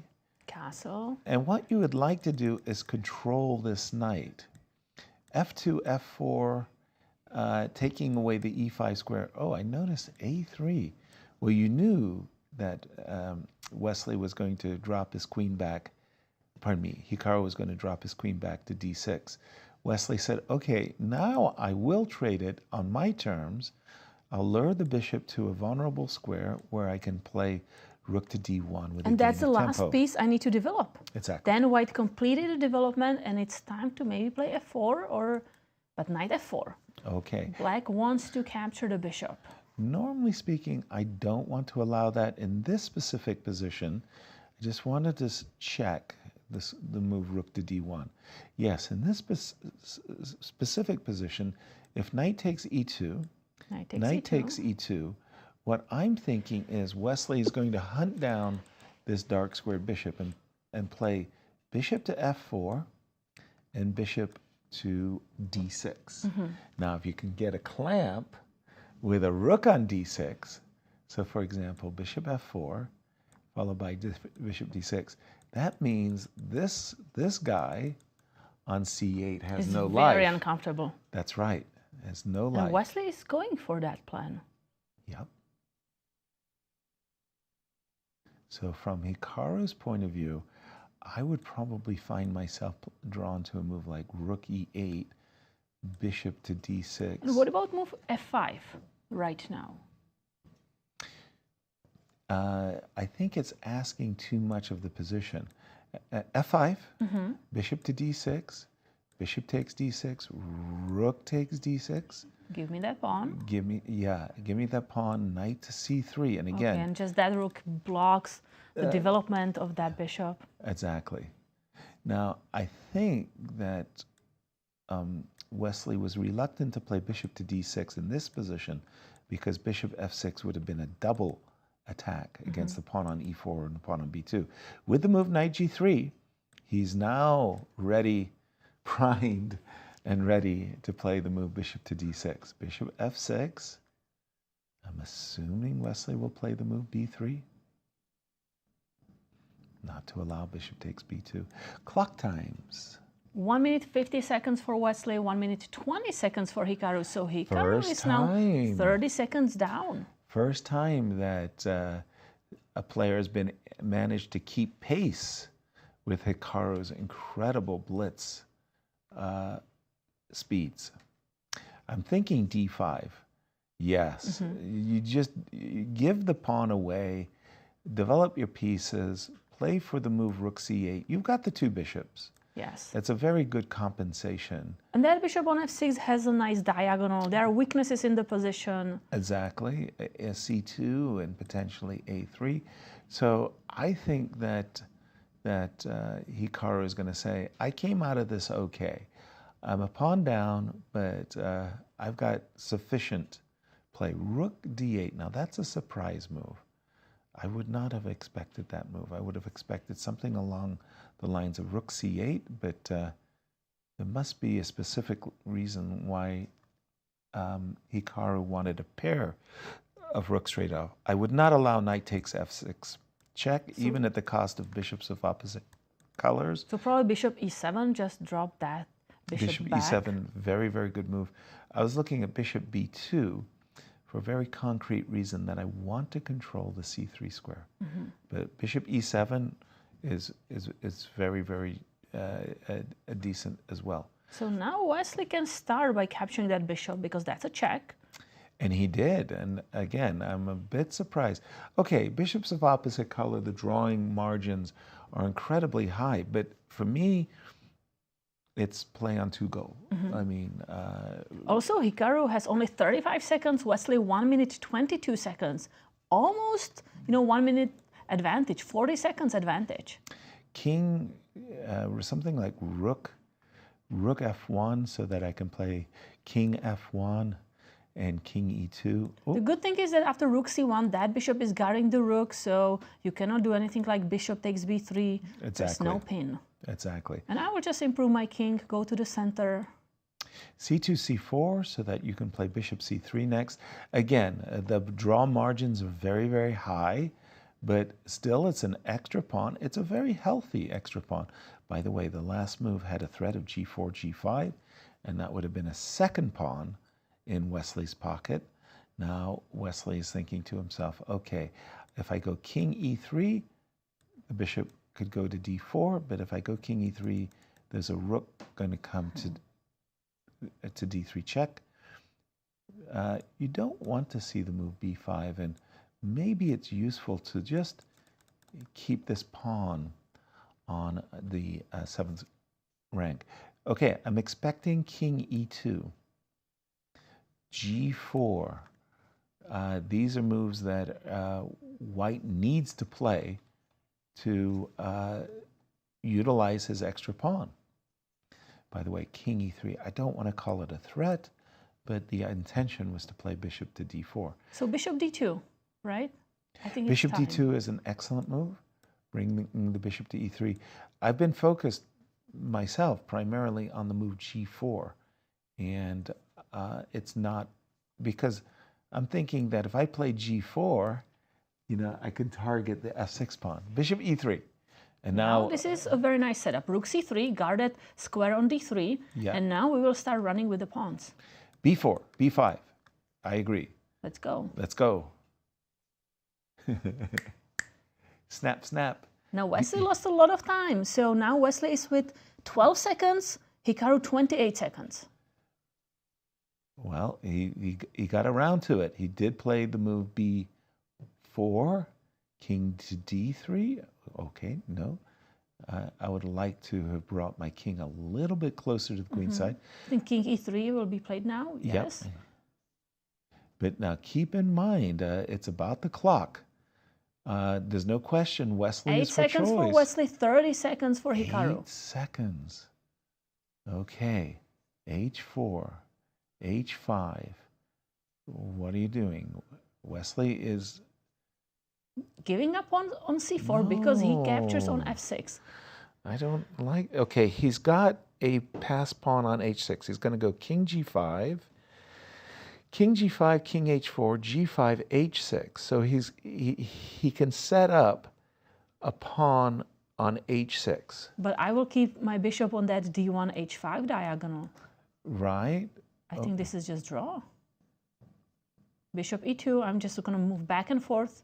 It sure looks like a draw to me as well. h6, g5, king f6. And then I always have bishop h5. True, as well as or bishop. even bishop c4. Yeah, this is a draw. Yeah, I mean, it was,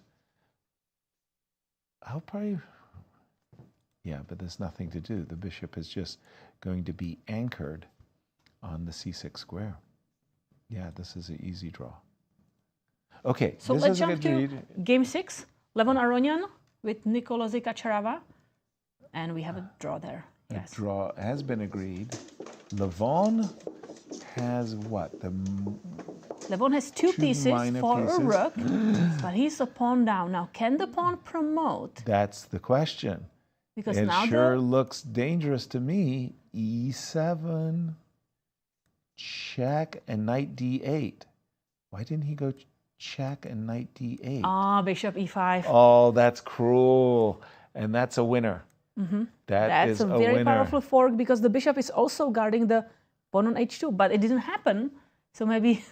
Oh, Wait, what? It was a transmission error, I think. King f4? No. Oh, no, it was king f4, bishop e5, and that won the game. Mm-hmm. Maybe they were just analyzing what would have happened after king g4. Okay, one more game. Please. Board 7, Luka against Lanier. I saw Luka on crutches. I wonder what he's done to himself. Bishop, oops. Somebody just got their bishop trapped. That's a trapped bishop. And oops, And Lanier. Win for Luka. Bravo, Luka. Wow. Yeah, so we need to review one game here. Please. Talking about trapped pieces. Okay. Grigoriy Oparin against Ray Robson. On which board? Board 3. And it looks like Ray Robson won.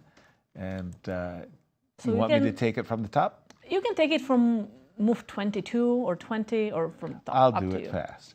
Grigoriy on the white side against Ray Robson and Najdorf. Boleslavsky line with e5 transposes into what we would call a kind of a Sveshnikov pawn structure position, f2, f4. And these two heavyweights just look like they're playing some very, very serious prep. Mm-hmm. Knight c5. Let me catch up. So white has this f5 pawn that can create some space for white pieces on the king side. Right, but on the other hand, some... Now there is a cheap trick. Bishop captures pawn. Let's just pause our analysis and toss it to Cristian with Hikaru Nakamura. I'm here with American Cup champion and top seed of the event, Hikaru Nakamura. Hikaru, first of all, 3.5 out of 4. How would you rate your start to this tournament? Yeah, it's been pretty smooth. I guess the first game against Carissa has been the worst game. It was a game where I was probably losing out of the opening. Kind of underestimated her, but I think Wesley also did the same thing as in his game against Alice Lee. So the first game was shaky, but otherwise it's been pretty smooth. This last game against Wesley, I was slightly worse, but opposite color bishops, and I think I defended pretty well. So it's a good start. First time participating at the American Cup Blitz. How are you feeling about this tournament overall? Are you enjoying it so far?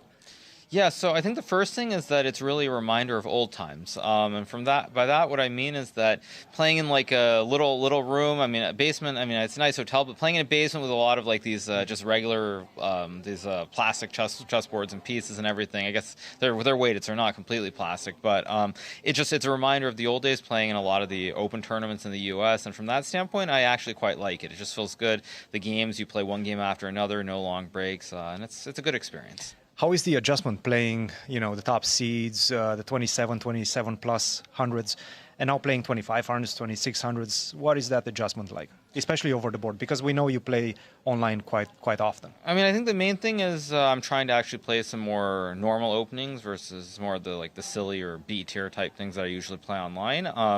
So that does, I think, play quite a big role in terms of why I've gotten off to the good start and why I seem to be ahead on the clock in most of the games. That being said, it's also quite nice because there's a lot less pressure. So I think a good example is the game I played against Mishra in the second round. If that were in the American Cup and the stakes were a lot higher, I probably would have been a lot more nervous, but I was very calm when I played that game. So I think I'm just enjoying the sort of stress-free atmosphere of this event. How were the celebrations last night after winning the championship, the American Cup? I'm too old for celebrating, so I mean, no real celebration. Just tried to relax and not look at chess because usually I've had a routine over the last week and a half. So just didn't look at chess, tried to relax, and I seem to be doing well. We'll let you go, get your rest, and good luck in the remainder of the games. Thank you. Guys, back to you.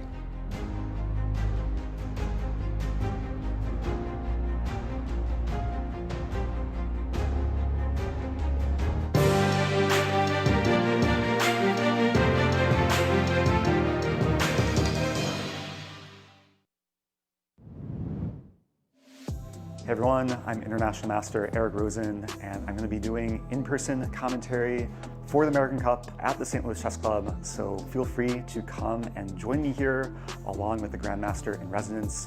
We'll be taking on questions and watching the top players across the country battle it out for a lot of prize money, so hope to see you here.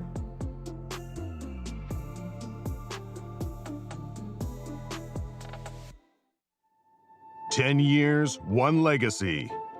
The Grand Chess Tour marks a decade of mastery where only the strongest chess minds carve their names into history. Each piece has its role, like soldiers in a grand army, with commanders to lead them into the tour's 10th year and a prize fund of $1.6 million. The Grand Chess Tour starts in Warsaw with the Superbet Rapid and Blitz Poland, immediately followed by the Superbet Chess Classic Romania in Bucharest. Then off to Zagreb for the Super United Rapid and Blitz Croatia, followed by back-to-back events in St. Louis, Missouri with the St. Louis Rapid and Blitz and the Sinkfield Cup. And the culmination of the grand finale in the city of Sao Paulo, Brazil, will determine the 2025 Grand Chess Tour champion.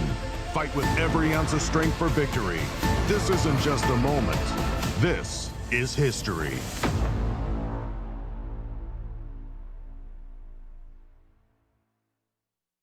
Do you want to know more about great female players in chess history? Throughout all of March, the World Chess Hall of Fame is offering free pamphlets to guests exploring the rich history of women in chess. Learn about legendary greats like Vera Menchik and Nona Gaprizhishvili, modern stars like Irina Krush and Carissa Yips, and so many more. This Women's History Month, discover the real queens of the game at the World Chess Hall of Fame. If you love playing chess and want to put your skills to the test, the St. Louis Chess Club welcomes you to our monthly open tournaments. This is your chance to compete in a 5-round Swiss system tournament with 2 sections: Open, which is FIDE rated, and Under 1800.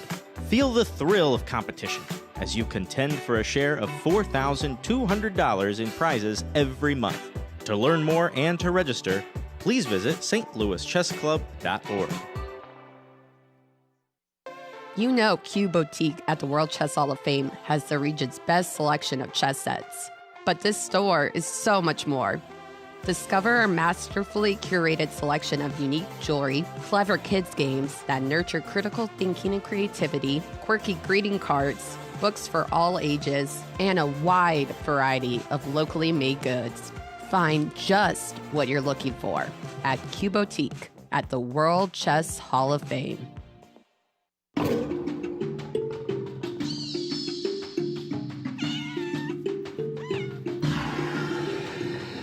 We just had our grand opening of Paws and Pawns Exploring Animal Chess Sets. This show contains over 50 chess sets, sculptures, photographs, and other artwork exploring the connection between chess and the natural world.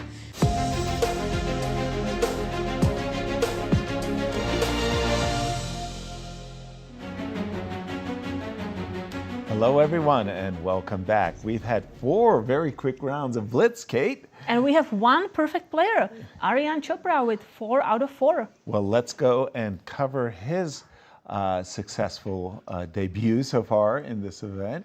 At 4 out of 4, that's an amazing start. Will he be playing against Hikaru? I saw at the playing hall there. Looks like they're getting ready again for round 5. It's a 9-round Blitz tournament. And so we're almost halfway done as we see kind of a who's who of chess in Missouri, and most especially here in St. Louis. Yes, the players are ready. Looks like Fabi bounced back into onto a higher board. And Fabi playing Illia Nyzhnyk. Exactly. He suffered a defeat. Ray Robson with his back to us against Luka, who just defeated Lanier Dominguez. Ooh. Hearty hand clasp, and do we have our games? Not yet. No games yet. Sorry. Apologies. So we can see just the playing. We just got a bird's eye view for 9. We do. So let's start with the first one. Hikaru Nakamura against Aryan Chopra. And we just saw that Hikaru got dinged for a draw by Wesley So, but he was the one having to defend a bishops of opposite color position. And we have the French opening. Sorry, which game am I on? I'm on Hikaru versus Aryan. Oh, okay. So the camera is on different game. Oh, they're on Ray Robson against Luka. Okay. But let's go to the game of Hikaru against Aryan. Okay, then let's stay with the game Ray Robson against Luka. No. Okay, we'll switch games because our cameraman refuses to budge. We have the French. We have a French. How did we get here? It's a strange looking French. Knight C, okay, it's the Gurgenitsa system with knight C6. E5, F6, F4, and normally speaking, you prefer the capture with the F pawn, but there's queen H4 check, picking up the pawn on D4, hence he captured with the D pawn. Bishop C5, knight F3, knight A4. This bishop... How are you getting that bishop? Because that bishop is undefended and it's controlling exactly this important diagonal. Very, very critical diagonal. How else are we going to castle if we don't get rid of that bishop? Bishop B4 check. Inviting C3 so that knight on A4 will have no place to go back to. Exactly, but on the other hand, it is a tempo. So C2, C3, the bishop would likely retreat to E7. Then after bishop to D3, we finally, white would be all set to castle. And you're right about the knight. I'd probably want to repair the position of the knight by playing B3 and knight B2. Or, on a really, really good day, playing bishop to E3 and knight to C5. So how do you feel about castle? No castle for Luka. Luka wants to play B6 first. Okay, I feel like castles is absolutely a vital part of White's whole development scheme. Maybe Black wants to long castle. Yep. Queen D7 and long castle. And he's thinking that this bishop on B7 is lurking along that long diagonal. And again, this knight on A5 is not brilliant. I would be tempted to play B4, B5, kicking that knight away so I can secure a square for my... But can Ray go now knight G5? No, instead knight D4. Still knight targeting G5. That pawn on E6 and threatening queen H5 check. That is an important check. Yeah, it's like his development is not completed. Queen check is a very annoying looking move, I must say. I think that's what we're going to do. Queen check and let's go F5. I'm just looking, I'm trying to calculate queen H5 check, knight F7. F5. F5, knight takes D4. Pawn takes. Pawn takes, queen takes A4. Pawn takes, queen takes D4 check. So it's quite a complicated variation. But we may be going for this variation because White's pieces are ready. The rook is on the F file, queen is pinning the knight. Well, once again, knight takes D4, pawn takes D4. queen takes a4, pawn takes e6. Queen takes d4 check. And queen takes d3. Luka's king is going for a walk. That's true. Luka's king is going to go for a walk, but he's going to be a piece up. He may die with a full tummy. Okay, let's see, because there's no real choice. And by the way, the clock We may times? also first capture on e6. Well, Ray has 1 minute, 1 second, Luka 1 minute, 21 seconds. 20 seconds advantage. But, so there is a different line. Knight captures knight. Knight takes d4. And I first capture on e6. Very good. I thought that was bad because of knight takes e6, but you're right. Queen takes f7 check. So knight takes d4 on the board and first capture on e6. Yes, I think that's stronger because much of that stronger. variation you talked about. That Absolutely. queen capturing the knight on a4 and then on d4 with a check. Now, unfortunately, the highly desirable queen takes a4 check was going to lose to queen takes f7. So Luka had to recapture on e6. And while the material is even, I would say that white vastly improved his position. He's now got a protected pass pawn on now, e5. Queen e2 looking at bishop a6 in the future if you decide to long castle. Short castle. I don't think it was safe. The water was not safe on the queen side. Much safer on the king side. And by the way, bishop e3, c5, Luka is saying, I've got to undermine the power of this pawn on e5. And he managed to trade it off. Now, if nothing terrible happens, Luka Bishop will be... d4, that's a strong move. I'm pinning the knight, not allowing you to move back. I think something terrible happened, though. That move was overlooked. I think Luka just didn't realize how powerful the move bishop e, because you're going to go rook takes f6. You get 2 pieces for the rook. Queen takes e5, forces the trade of queens. And bishop takes e5 is just a nice tempo. And the pair of bishops is going to be just incredible here. Yeah, I think this is actually game over. Bishop c6 makes things a little tricky.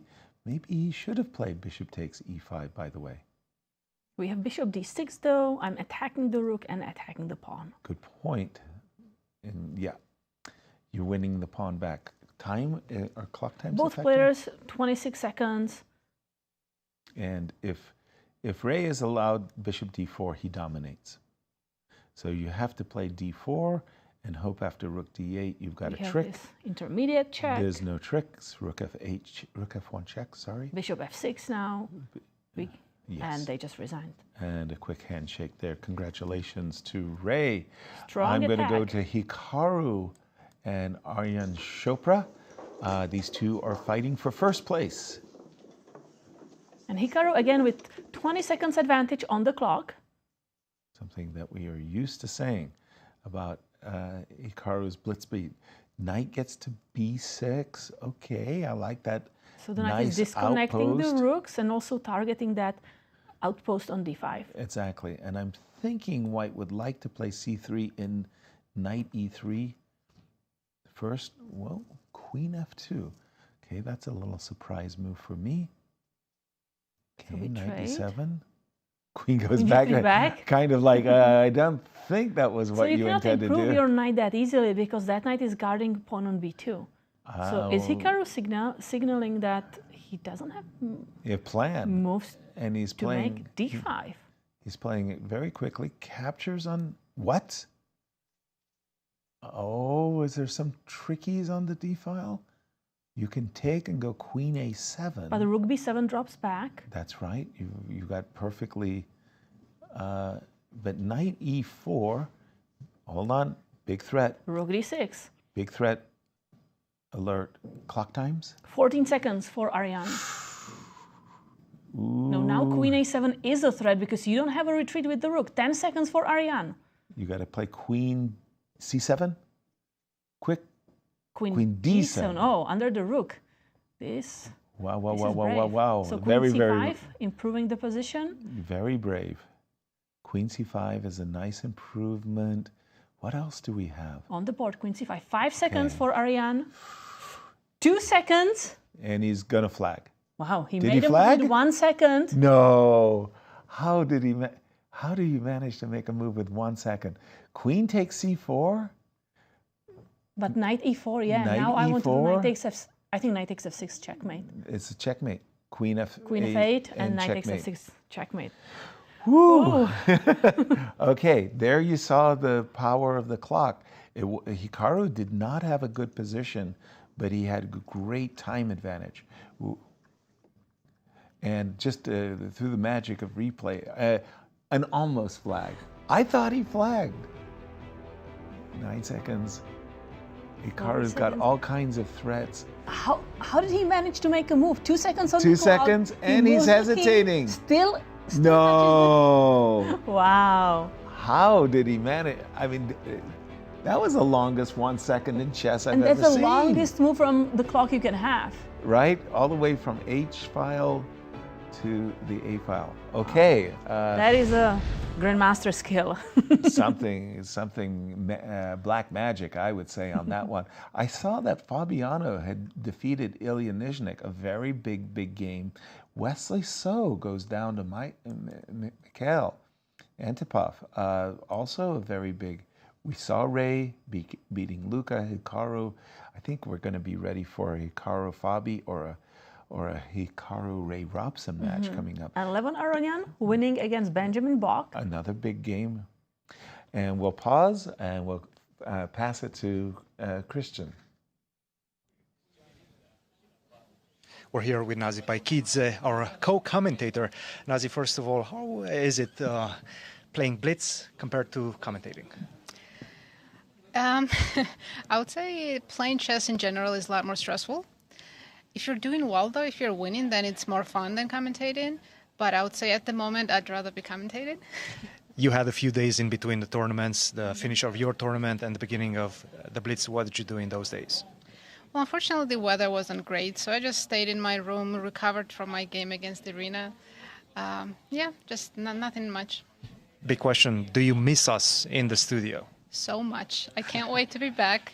I think I'm coming back at the end of April, and I can't wait. And how is the tournament going so far for you? I won 2 games, and I lost 3 against top GMs. I just lost my game against Linear, and I was holding pretty well until the end when he tricked me, so pretty happy so far. Generally, how do you approach these Blitz events? Do you do any preparation in between, or do you just flow with it?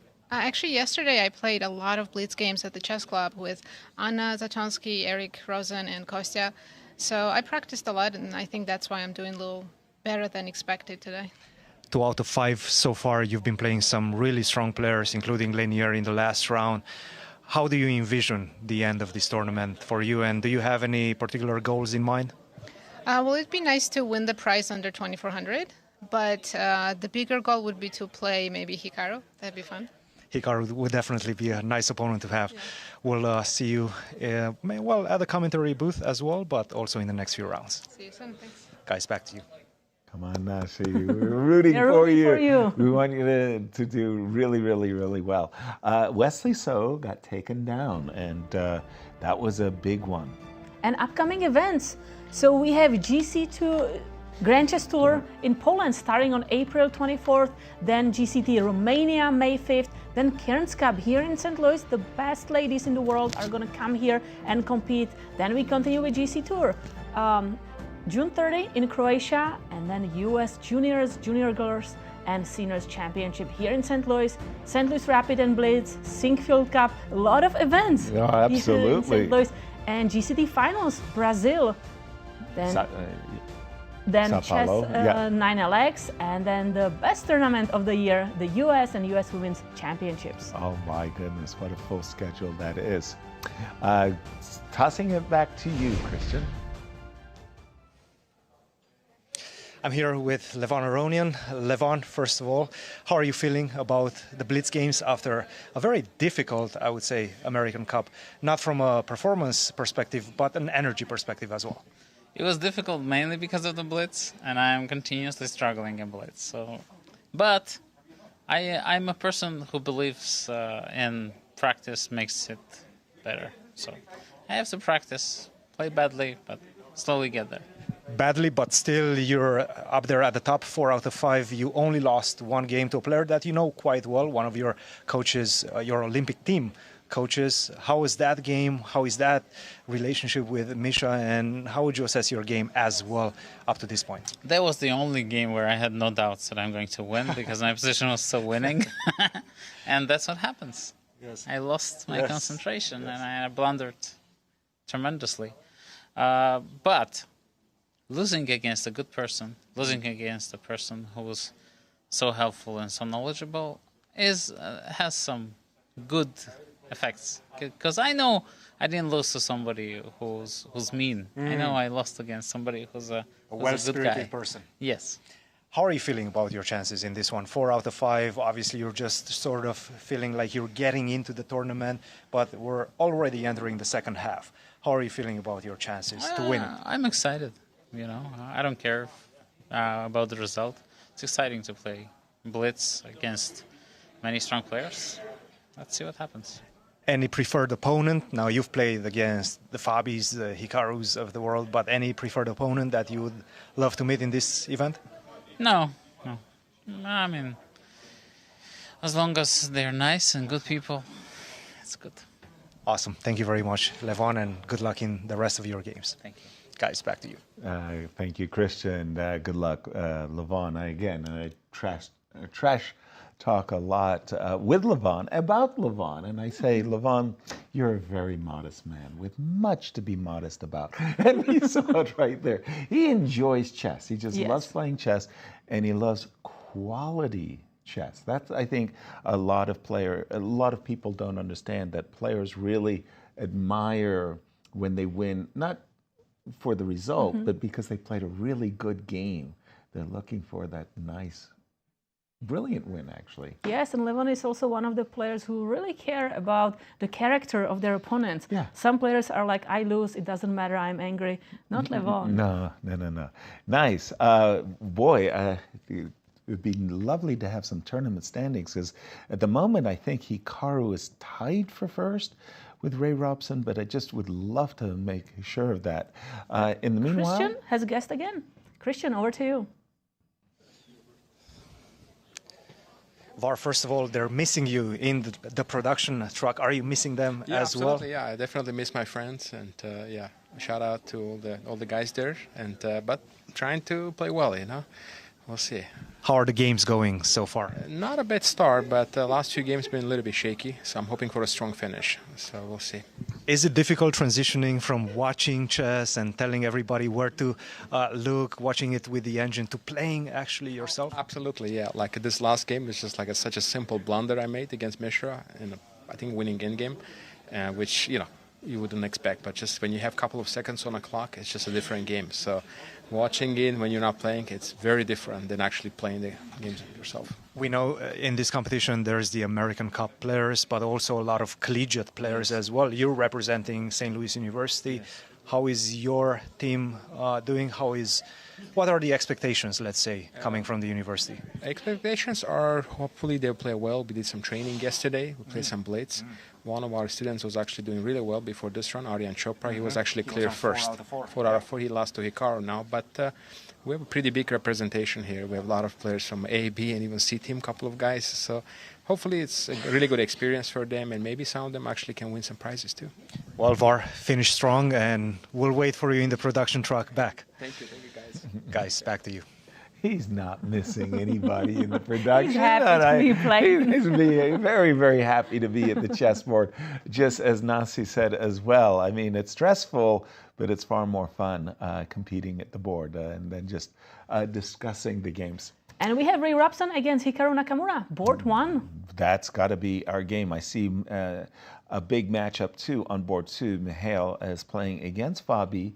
Again, Michael is Fabi's trainer along with Grigoriy, so it's kind of awkward playing against your trainer because you're looking at the same openings together, and it's like you don't want to make a reveal. So that's a game on board 2. Levon Aronian versus Aryan Chopra as Sam Sevian then against Dariusz Swiercz. Also very nice. Grigoriy versus Mishra. Wesley dropped having lost, and he's up against Robby. And board 7, Carissa versus against Lenier Dominguez. I tell you, I would love to flip back and forth between Carissa and Lenier, as By the well way, as Lenier, Ray. he played already with Anna Sargsyan, with Nazi Paikidze, now with Carissa. It's like, enough with the ladies. The ladies are hurting me. We're going to start with Ray Robson versus Hikaru on board 1, but we're going to keep an eye on the Carissa game against Lenier as the #1 women's seed in the tournament. Always nice to see how Carissa is going to play. Ray Robson has played numerous times with Hikaru. I had the feeling that over on BlitzChess.com they must have played 1,000 Blitz games with one another. Hikaru, he plays all the time. All the time, absolutely. As they're getting ready to duel here. What opening are we expecting? E4 from this Ray? This is round 6? Yes. Yes, thank you. Yes, E4 from Ray. And E5 from E5 Hikaru. from Hikaru. Probably Joko piano. Wait. No, maybe Vienna. Vienna with knight C3. It's funny because Hikaru has been playing bishop C4, queen F3 in a couple of his games, and now he's on the receiving end, if you will, of the bishop's opening. So now that move, knight A5, that sure seems like the go-to move in this opening. And knight there A5. you have it. Knight A5, bishop B3. So again, you're welcome to trade, but please go ahead and trade on my terms. I don't want to play D3 takes C4. Hikaru says, I'm in no hurry. I will put my bishop on this long diagonal, pardon me, not the long diagonal, I'll put bishop on the C4, on C5, G1 diagonal. And Ray responds with F4. That's the reason why he was delaying the development of the knight. Mm-hmm. So the knight still stays on G1 because we play F4, queen F3. Well, it's a genuine Vienna when you put your pawn on F4. Normally speaking, you're playing the Vienna because you don't like the king's gambit, where they accept it. So by playing the Vienna, you get to play F4, but not suffer the consequences of a king's gambit. By the way, F4, F5, a very ambitious move by Ray, as Ray is making it very clear. He's got G4, H4, expansion, let's go, on his mindset. By the way, maybe let's start with bishop D2. H6. Bishop E3. H6 is an indication that Hikaru was worried about the move bishop G5 and just sought to stop it. Well, this space is actually very uncomfortable for black. You get to play knight F3. I think you were thinking in terms of castling long, whereas I was thinking in terms of castling short for white. But when castling long, I wanted to keep the dark square bishop. I That's thought that why, bishop yes. on D2 would be really helpful when I'm starting to push my pawns on the king side. So now when the bishop traded, then we can short castle, because now it looks dangerous to castle on the queen side. Absolutely, and in fact, Ray's default was to castle kingside. Now here, you really have to stop and think about it, but you'd love to play G4. You'd love to play G4, G5, so I would start with the move King H1. I'm looking at Queen B6. Queen B6. Attacking the knight on A5. And then if you capture my bishop on B3, I have intermediate move, Queen captures C6. But you have this response, Queen A7 maybe even, because you are pinning that queen. So maybe King H1, moving the king away from that diagonal with the intention to go Queen B6. But now Bishop B7, it's carrying the pawn on C6. Queen B6, I would just capture. Yeah, I wanted to say that the reason I would be playing King H1 is when black castles, so you have to cooperate and put your king on the G8 square, I wanted to play rook to G1, and I wanted to play G4, G5, and let's go. But right now, I think Hikaru has played this very crafty. He's keeping his option of castling short or long open. And with the move knight e2, you can see that Ray is just prepping, you know, he's bringing like a a dark cloud. You know, he's getting ready to attack on the king side as soon as Hikaru makes his declaration, and there you go. Castle, and again, when we look at the clock, Hikaru is having 1 minute advantage. 1 minute for Ray, 2 minutes for Hikaru. Exactly. I'm not sure if I should or should not be worried about d65.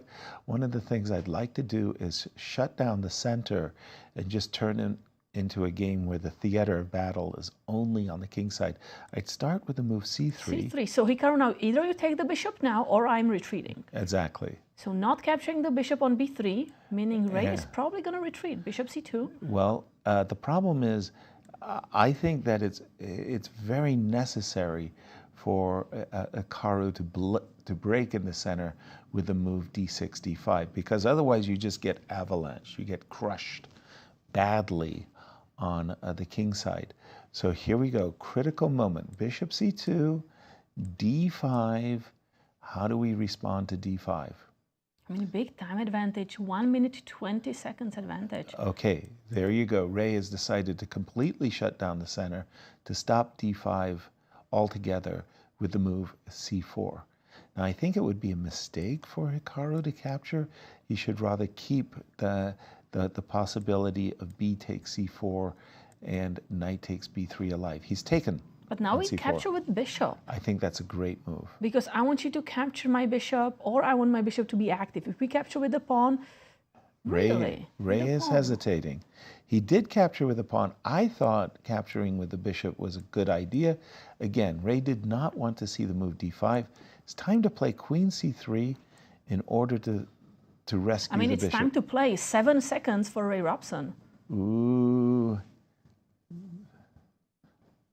Ray just played the move bishop a4. I don't like that. He's playing it very trickily. And he has only 4 seconds on the clock, while Hikaru 1 minute 20 seconds. Queen c3. Bishop takes, knight takes, b2, b3. And Hikaru has done a really wonderful job at distracting Ray from what Ray wanted to do, which was all along get a kingside attack going. There's no kingside attack. We can see that the knight is going to get very nicely anchored in the center. And the white knight on g3 is not doing anything. No. We need to transfer the knight somewhere. Hikaru has definitely outplayed Ray in this position. Knight to d4. And Ray is on the back foot. Nothing terrible is amiss except the clock times. But how long can you manage to play on 4 seconds? Remember, there's only 2 second increment. Exactly. I think you start... Now with 1 second. 1 second. Wow, I just don't see how you can do that against Hikaru. Hikaru is just going to trick you. He's going to lay some traps. Because Hikaru has some targets, right? That b3 pawn is a weakness. Of course. On e4 I can be looking at. Okay, that's a... Ooh, rook d3, bad move. He should have played, he took it back. He should have played knight to e2, knight to c1, knight to d3. I may even go for h5, h4. Oh no, rook c2. Oh, no, there's queen a1. I think h5, h4, no. I want that knight to go away so I can target pawn on e4. This looks terrible, just simply terrible for white. Hikaru definitely, rook c2. And easy. Oh, so he's sacrificing an exchange because he has knight takes b3 fork. Yeah, easy conversion now. Rook takes c4, rook takes d6, knight takes e4. You're in a rook and pawn endgame, 2 pawns up. Easy win for Hikaru. Yeah, this was not a well-played middle game by Ray. That whole bishop a4 was just bad. Rook takes c4, knight takes e4. Hesitation by Hikaru, very surprising. This plays itself. I don't know why he hesitated. Because f6, c4. f6, c4, h5. I think it's useful to get in the move h5. I would start maybe with rook d4. Also a good move.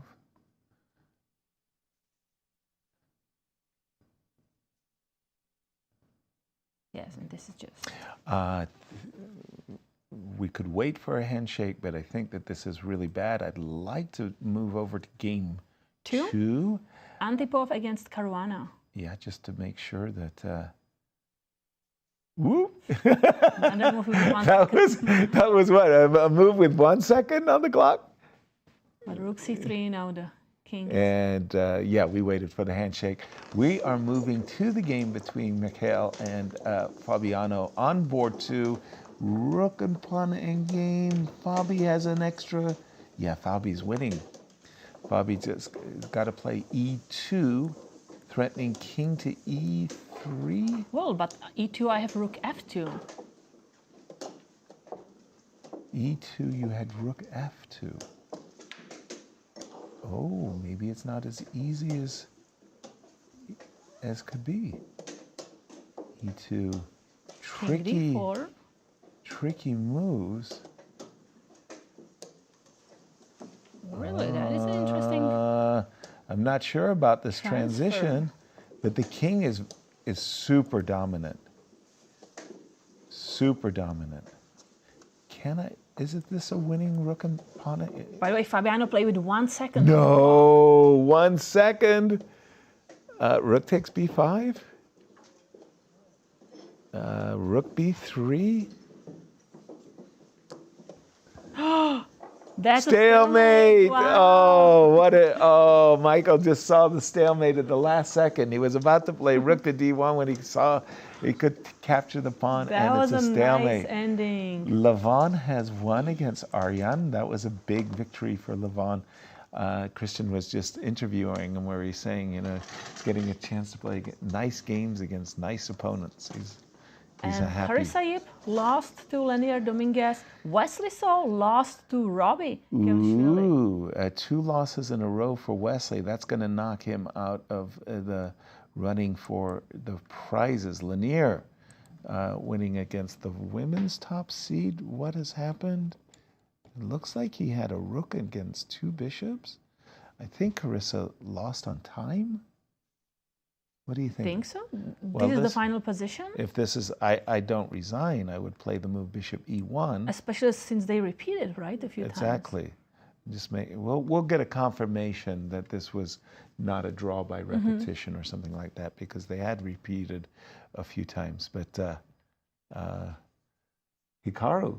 Wow. He looked very, very good in his game against he was just Ray. playing, having time advantage, pushing. Unclear if he had anything very serious there, but with 2 seconds on the clock, you are going to make a mistake. It's impossible. And we're going to throw it to the tournament and Tournament Hall and Cristian with a guest. I'm here with Robby Kevlishvili representing St. Louis University after a big victory against Wesley So. Sum it up for us.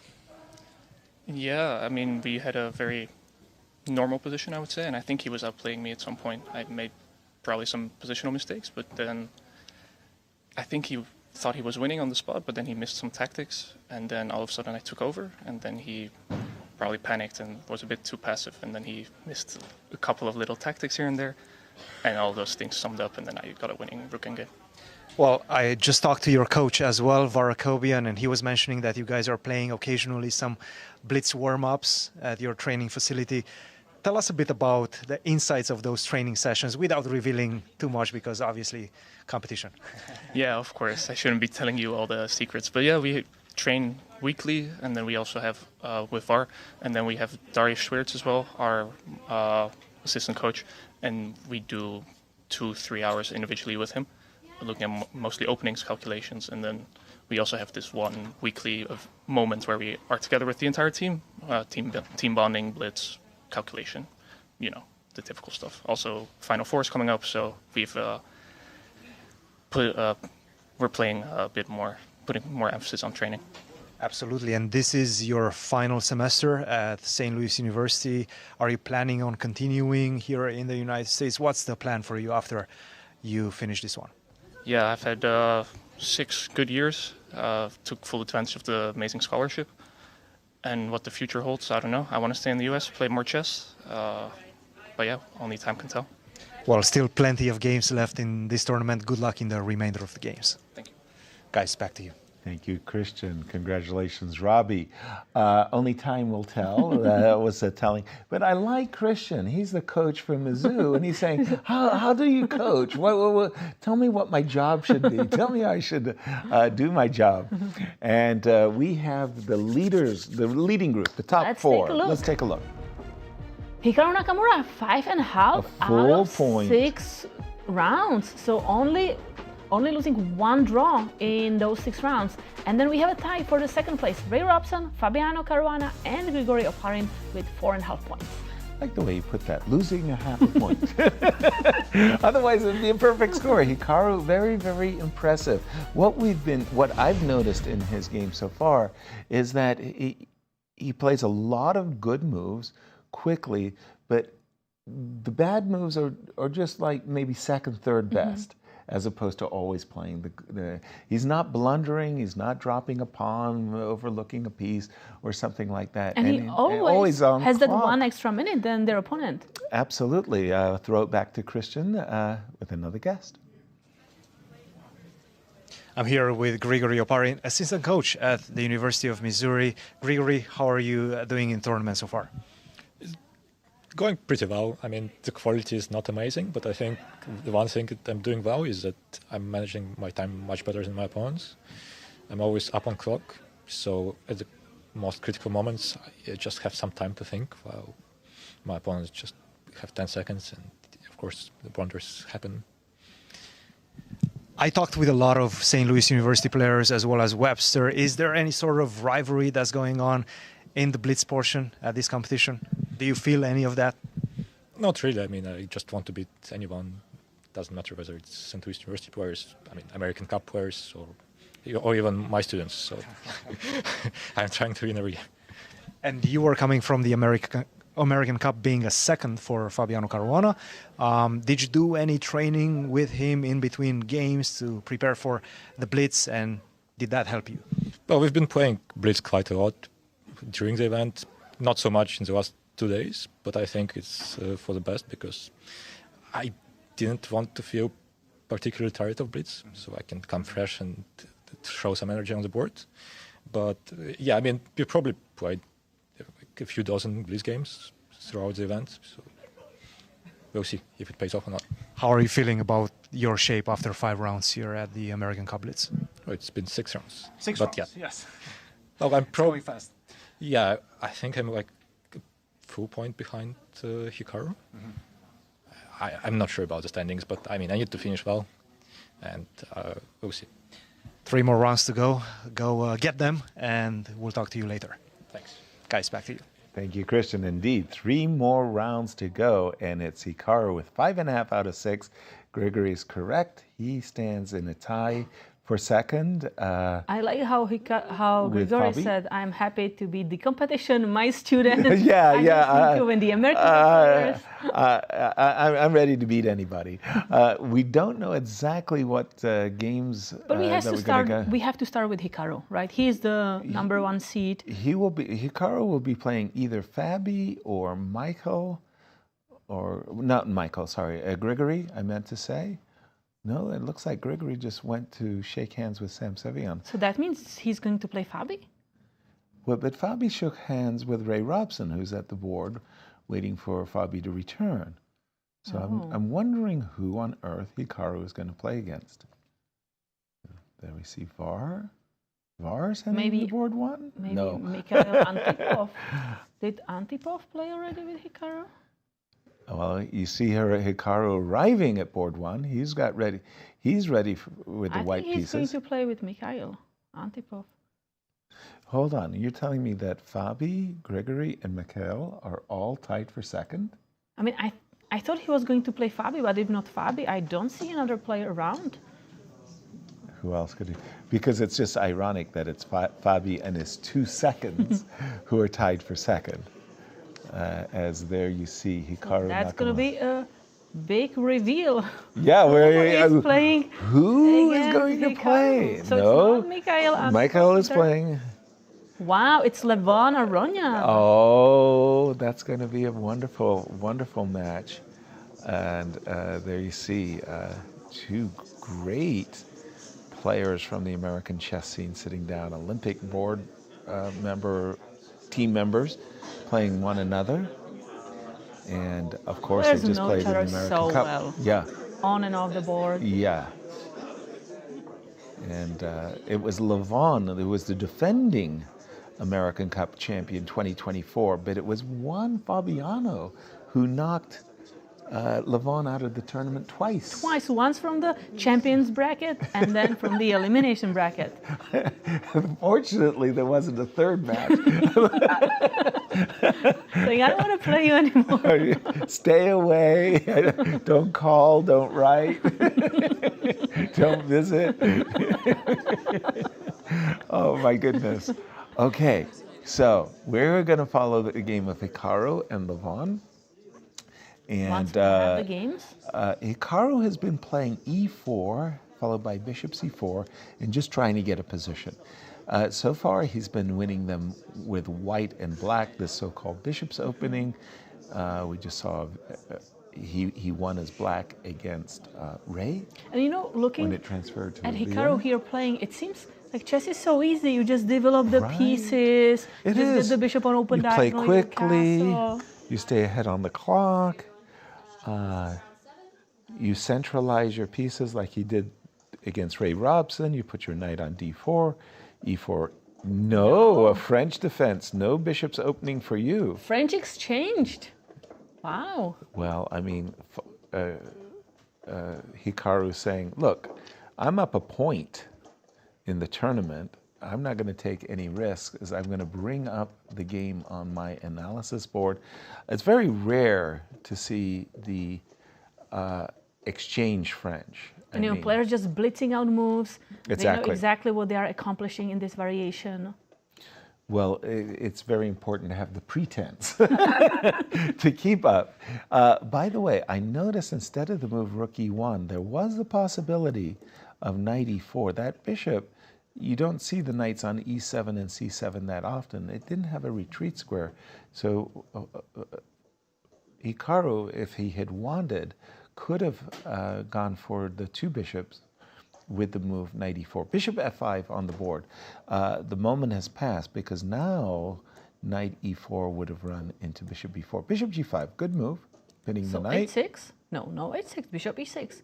Okay, that looks like a logic glitch just occurred. If you were going to play bishop e6, you could have done it right away. The bishop is definitely on a better square on g5 than it is on c1. So queen b3, okay, there was also bishop b3.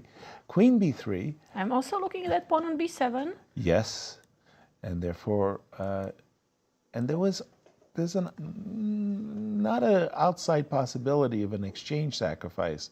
Levon did not want to see that. He traded. So maybe h6 now? I feel like it's time to Get ask rid the of this bishop, what are you going to do? Yeah, I'd probably step back. But then we have a window for the king, right? That is helpful. King h8. A clear indication that he wants to play f6, and also, in case of knight e6, he did not want to see rook takes e6. He felt there was some dangers there. What if I go knight e4 now? Knight e4 is an excellent move. I think we'll see knight e6. Okay, so captures, now targeting the pawn on f7. I would go back. not that I've lost tempi.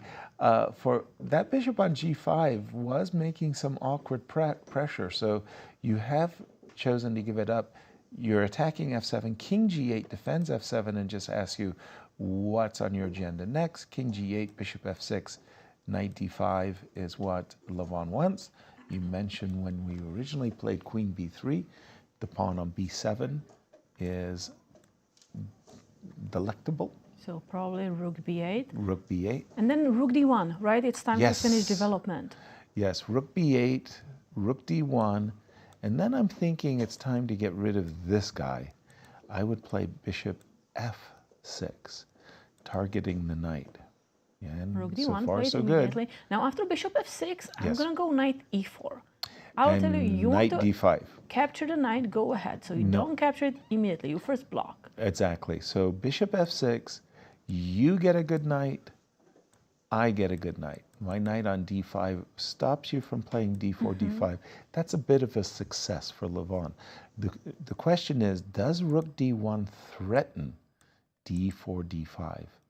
Is that something that I have to absolutely worry about? That's why I'm thinking bishop f6. And he was worried about it. He played knight d5, just stopping it. And he was worried about it. Knight takes d5. If you trade with the queen, I think we're going to go knight to d3 to f4. Gift me the pawn. But do we start with rook e3 maybe? Rook e3 is a decent move. I like that move. Again, I'm a pawn grabber. Knight d3 with the idea, if I play knight d3, I've got the idea of rook e5 and knight f4. Okay, so Hikaru went knight g4. By the way, we talk about it every single game, but again, Hikaru has 1 minute advantage on the clock. Again, it's not that he's outplaying his opponents. He's not. His opponents are playing good moves and keeping pace with Hikaru on the position, not on the clock.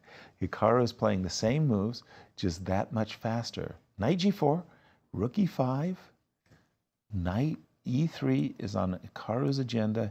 He's targeting the pawn on d5. And what is the clock difference? So 2 minutes for Hikaru, 30 seconds for Levon. So 90 That's seconds huge. advantage. Now That is just huge. now we have a pawn. Hikaru has extra pawn. And it's a passer. Look at that. Rook takes d8 and d5. And the fact that he has a knight, too, means that it's kind of uncomfortable making a blockade. Hikaru not trading, saying, you know, my rook is active. And it's true. His rook is very active. If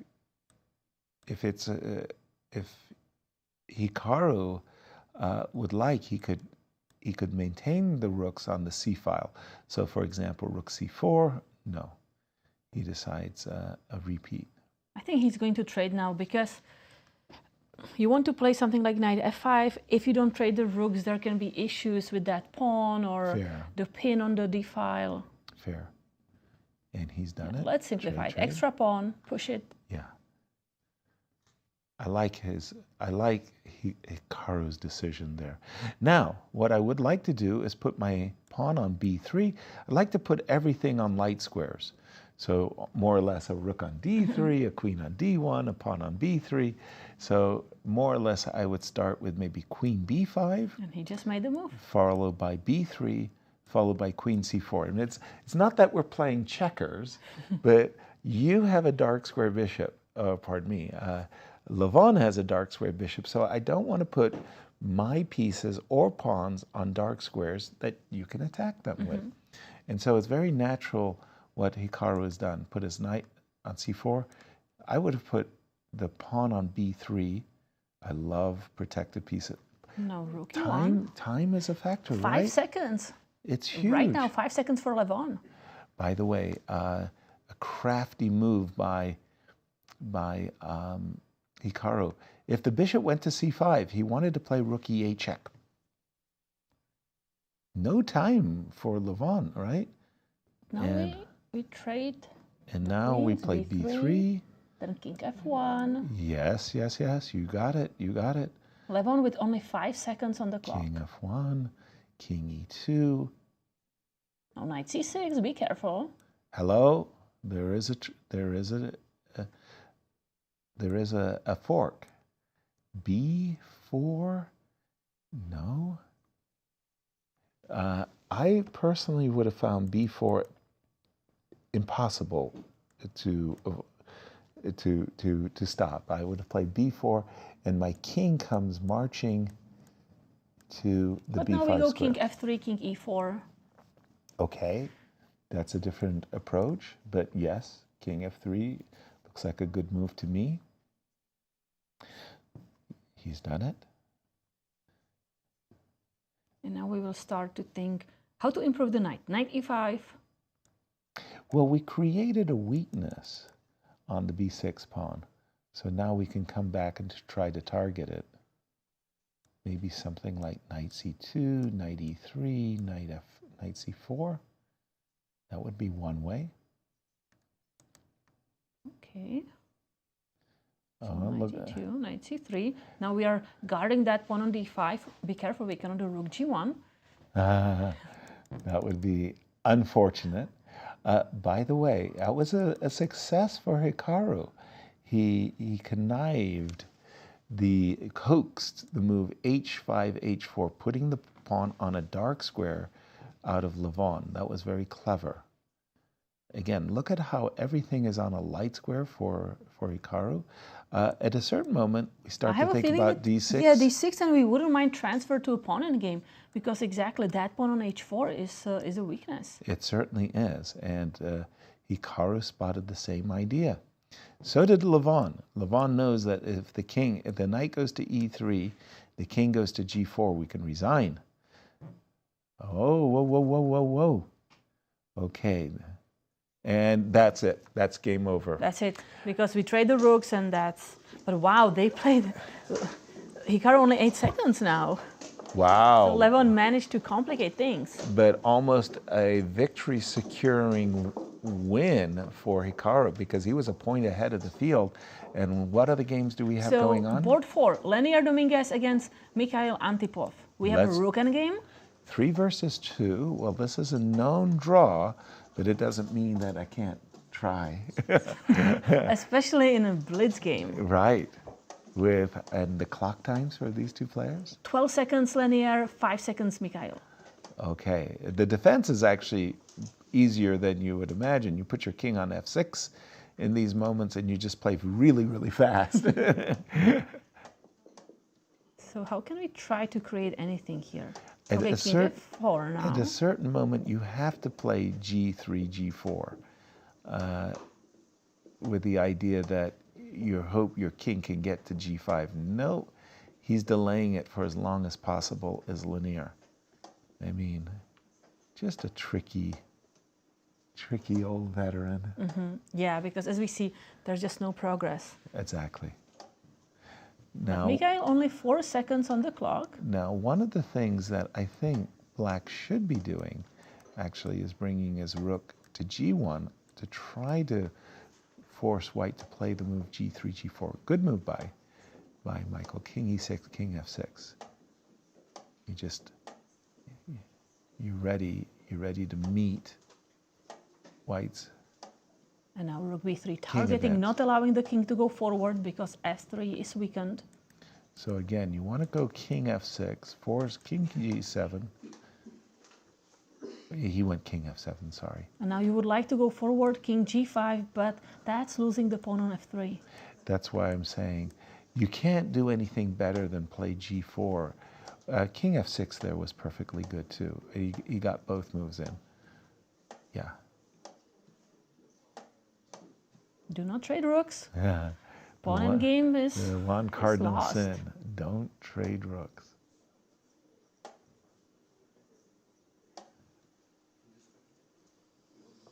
G4. Finally, we've been waiting for this for a long time. By the way, one of the nice tricks is that after king f4, you could play g5 check. Just waiting for White. Now going king e4, not allowing that g5. But I've got check. And now go back just to cut the king off of the 5th rank, so you can't, and check again. Okay, king f7. So king now I'm g7. again keeping the king cut out, so it cannot come closer. You cannot push the pawns. Learning how to defend rook and pawn endgames, a pawn down, is just an excellent training, because it's like cheating. You know you're going to get a position where you're pawn down in a rook ending. You might as well know how to defend that. By the way, I would have preferred king f6 there, or king instead of king e6, but okay. Next. Lenier just played with 2 seconds. Wow, okay. Do not lose this with White. Yeah, you could lose on time, Lenier. I mean, again, it's easy for the defense now. You can just keep the fifth rank defense. Yes, the white Rook king b5. cannot come closer. This rook is doing, the black rook is doing an important job. Exactly. No king across the board. So we've got a check. I think he was looking if he can give check and transfer to opponent game, because if the king is far away, then the black is in time to maybe go and capture the other pawns. I notice both players are making their moves, but then retracting them and changing them at the last moment. Okay, Lanier, I might ask, what is the king doing all the way on this side of the board? So now we have the d file. We are not going to allow the king to cross that d file. So you have to go here. Okay, so you managed to cross it, but what did you accomplish? Exactly. What did he accomplish? Probably a whole lot of nothing. Now check on e6. Yep. And just move back. Okay, now holding that sixth rank instead. Check. Another check. No. Is Michael making his life a little bit difficult for himself? Rook check, king e6, no. King e6, rook f4. Mm-hmm. But I did like the king going to e6, so check. Now be careful, no, king e6, there's a skewer. So rook a7. Okay, that just stopped king e6. I think that was a very wise decision. Now king f7 back, defending the pawn. This is why there is a 50-move rule in chess, by the way. But they pushed the pawn, so I think... The last pawn push is when we start counting to 50. G5 on the board.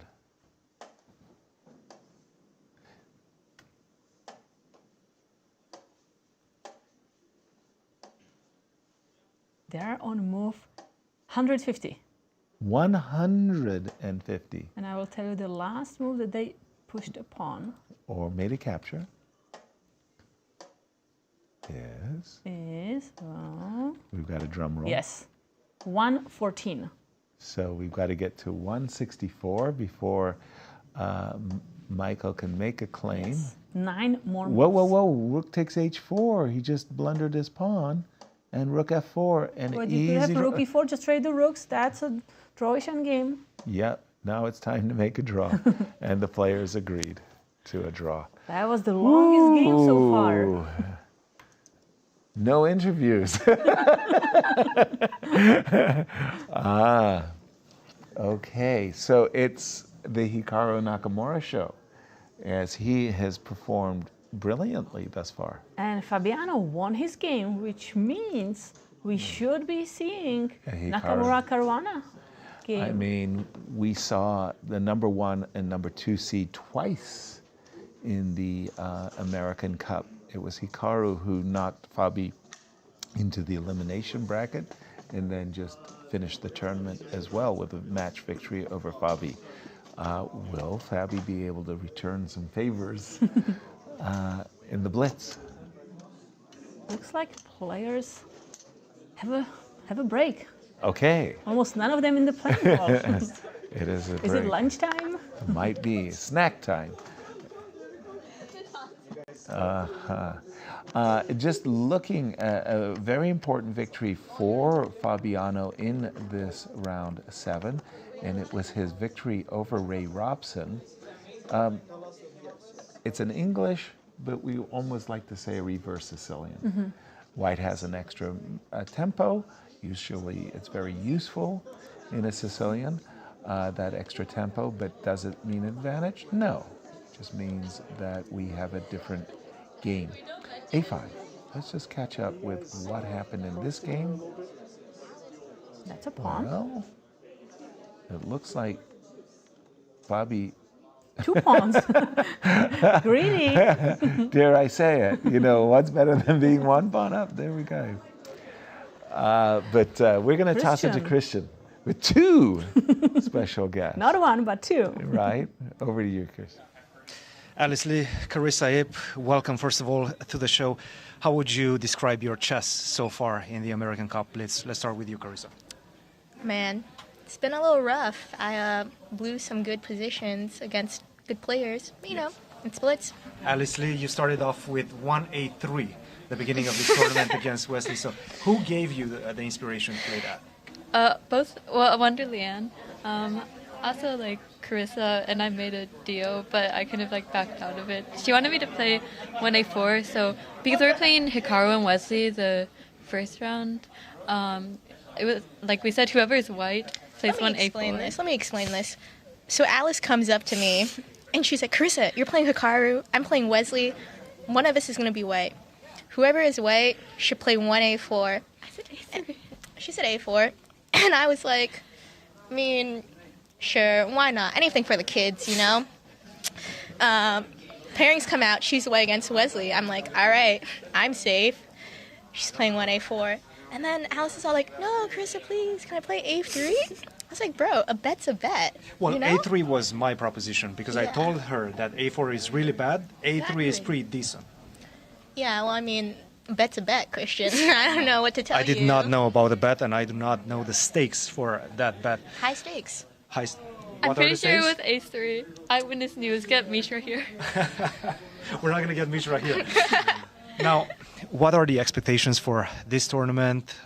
You stayed a little bit on the sidelines after being defeated at the American Cup.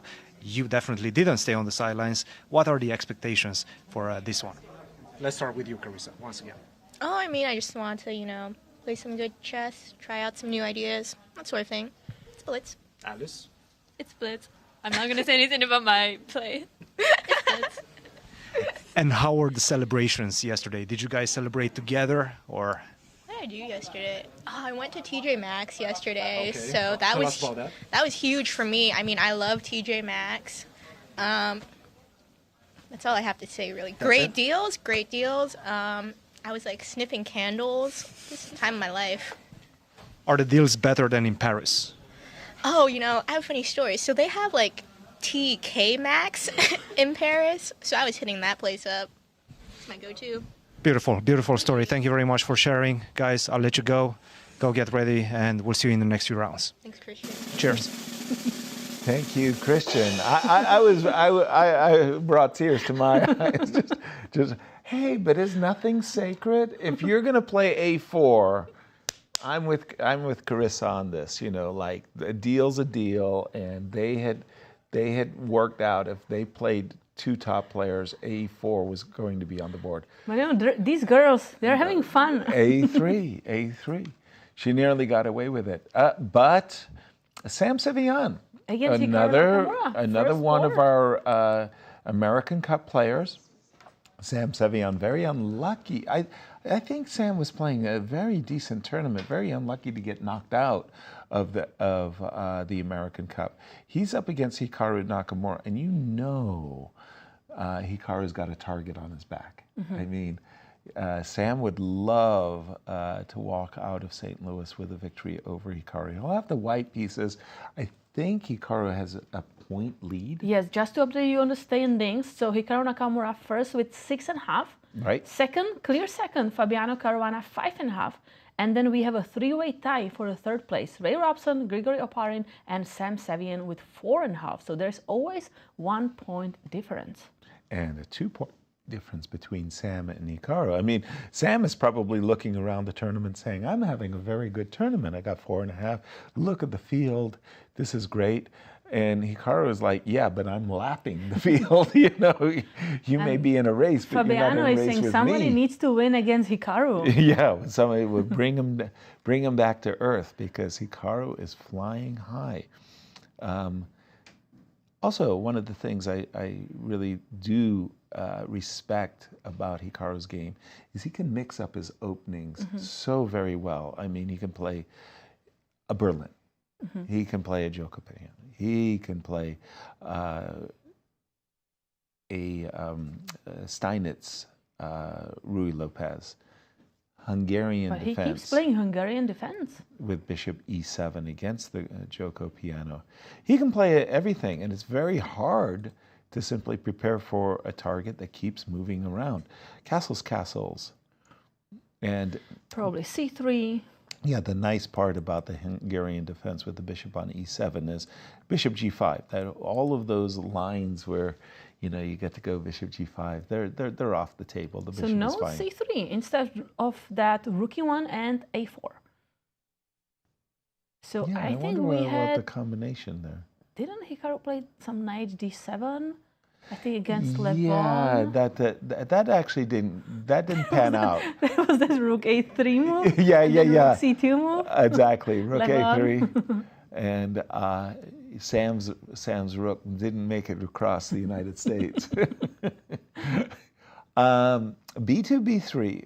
I don't like this. I don't think the bishop ever belongs on the b2 square. Frankly, I don't think you're playing d4 in these positions. But okay, you got to do something. So knight b6, trying to encourage. No, I was about to say bishop g4, pinning the knight. But he's looking at playing knight b6. That bishop is actually too strong. Right, on the but c4 doesn't square. want to allow white to trade the bishops. Wants to now capture that bishop with the knight. Okay, so here it comes, knight b6. And in case of bishop to b5, knight d4. That bishop on b5 could And find itself once trapped. that bishop disappears, I may play f5. Indeed, that's the whole idea, is the move f7, f5, illegal. Can't do it. Get rid of the bishop first. g4. By the way, looked at the clock times. Again, Hikaru has almost a 1 minute advantage. But this is really early to begin with, and it just felt like they had played a dozen moves, and Hikaru had more time than he started with. I mean, it was like, what? You know, you just g4, knight to g3. I like g4 because now we are not allowing black to move that pawn to f5. Yep. I'm looking at the f4 square, so I'm making a B line. I'm going queen d7, knight d8, knight e6, knight f4. So anytime you go queen d7, can I do c5? Yep, it's legal. I want to get rid of that pawn. Yep.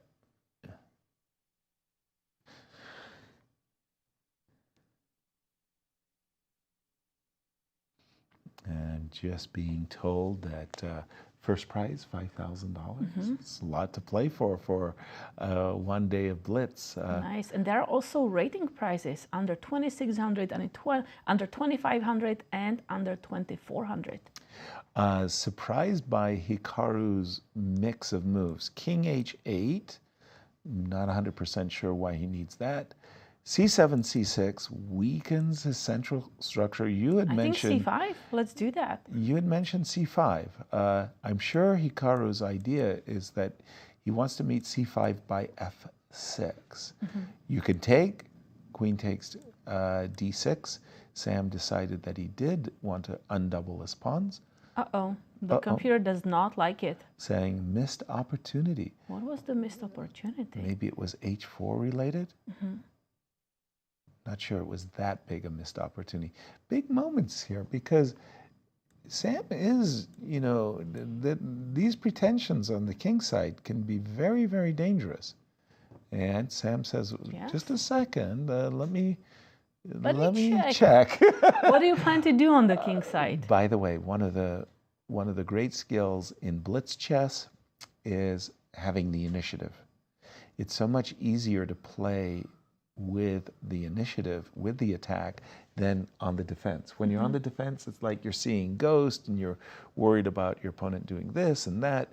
And you have to give Sam credit because he's got Hikaru on the back foot. This is probably the worst position that Hikaru's had so far in the tournament. Not that it's terrible. Rook e3. I like this move. We are transferring the rook to g3. Absolutely. And you're investigating the possibility of g5. I also feel white needs to play queen d2. Queen I want d2? that rook, the other rook, to be able to fly over to the king side, and also just the queen has to be defending the pawn on c2. Indeed.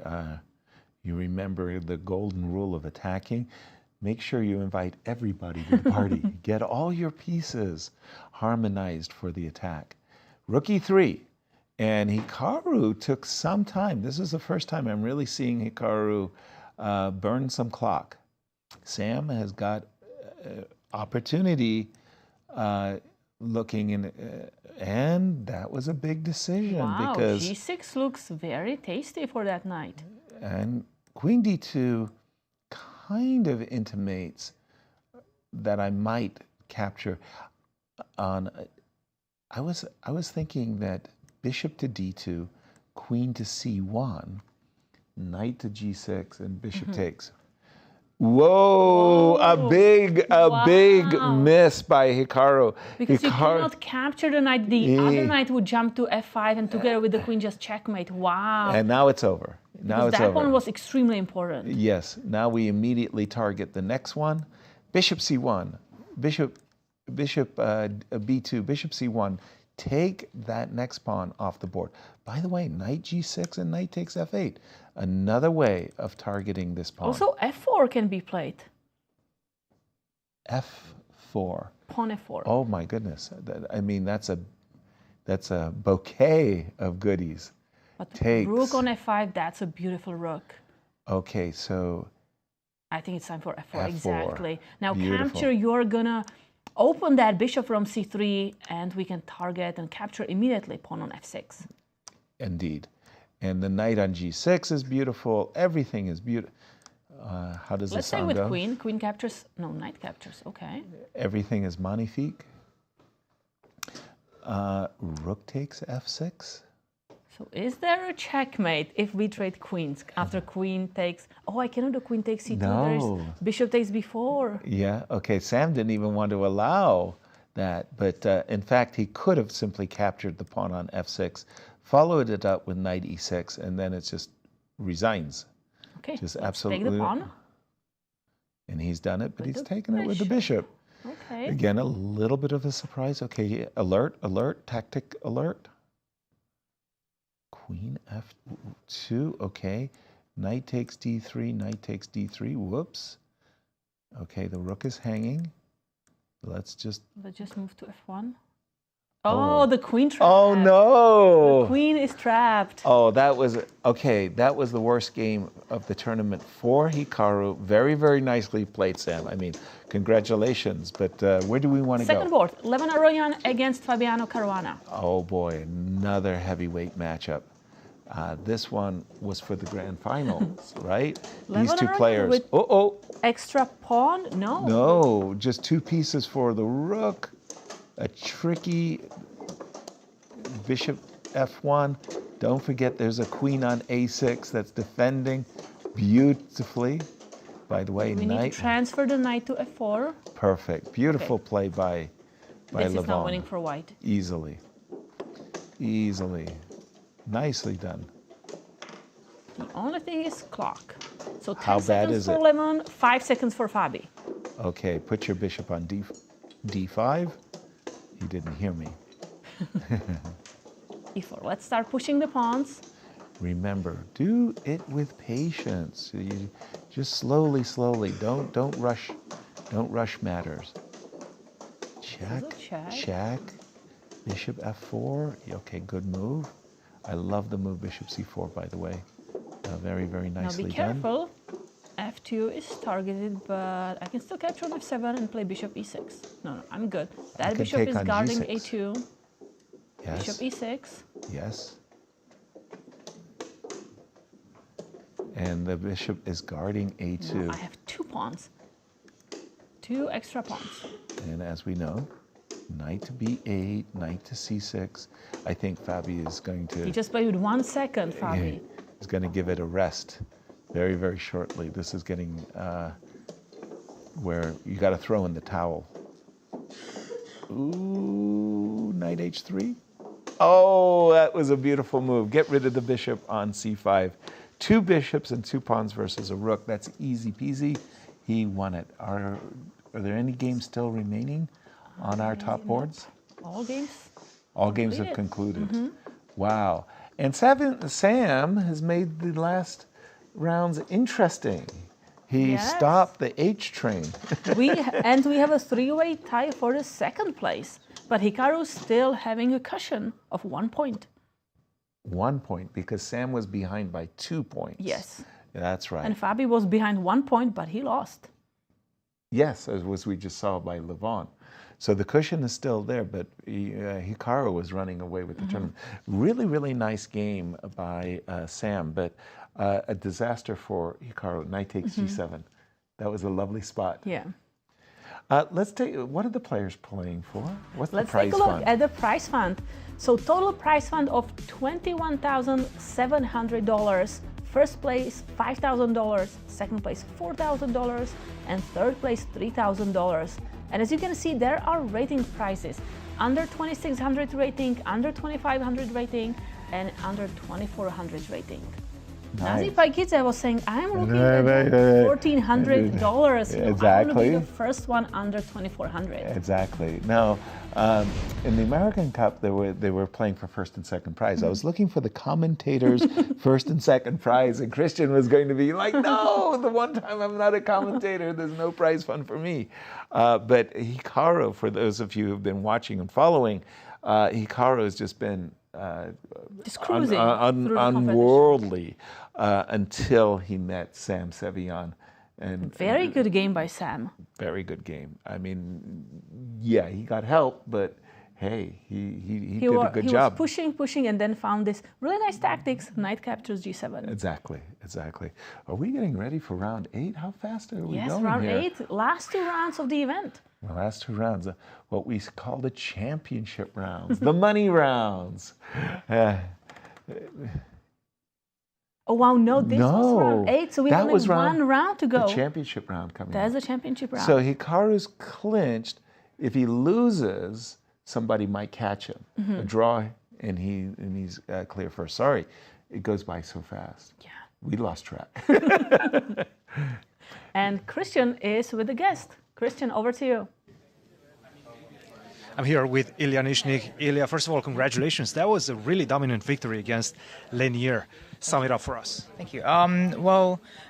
I took a gamble because I know that Lenier is very well equipped in openings, and yet I decided to go for one of the more aggressive opening choices in neither variation against him, and kind of just tried improvising my way through it. And I play these positions from Black's perspective more often than I do from White's side. So kind of understanding what to look out for helped me figure out what to do with White. So that played in my favor, I would say.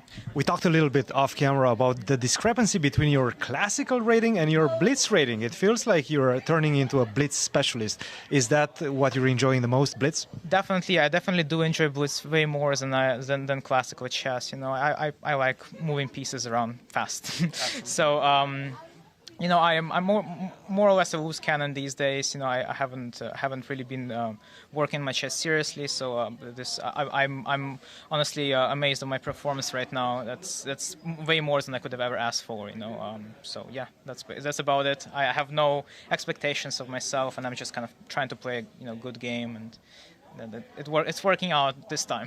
Definitely a good tournament, but still one more round to go. Expectations before the event, did you come with any, or were you just trying to flow with it? I was just trying to enjoy my time here, and I definitely am. It's a fantastic event. It's very, very rare that you can, be around people who've made it in chess, and I'm really happy and blessed to be here.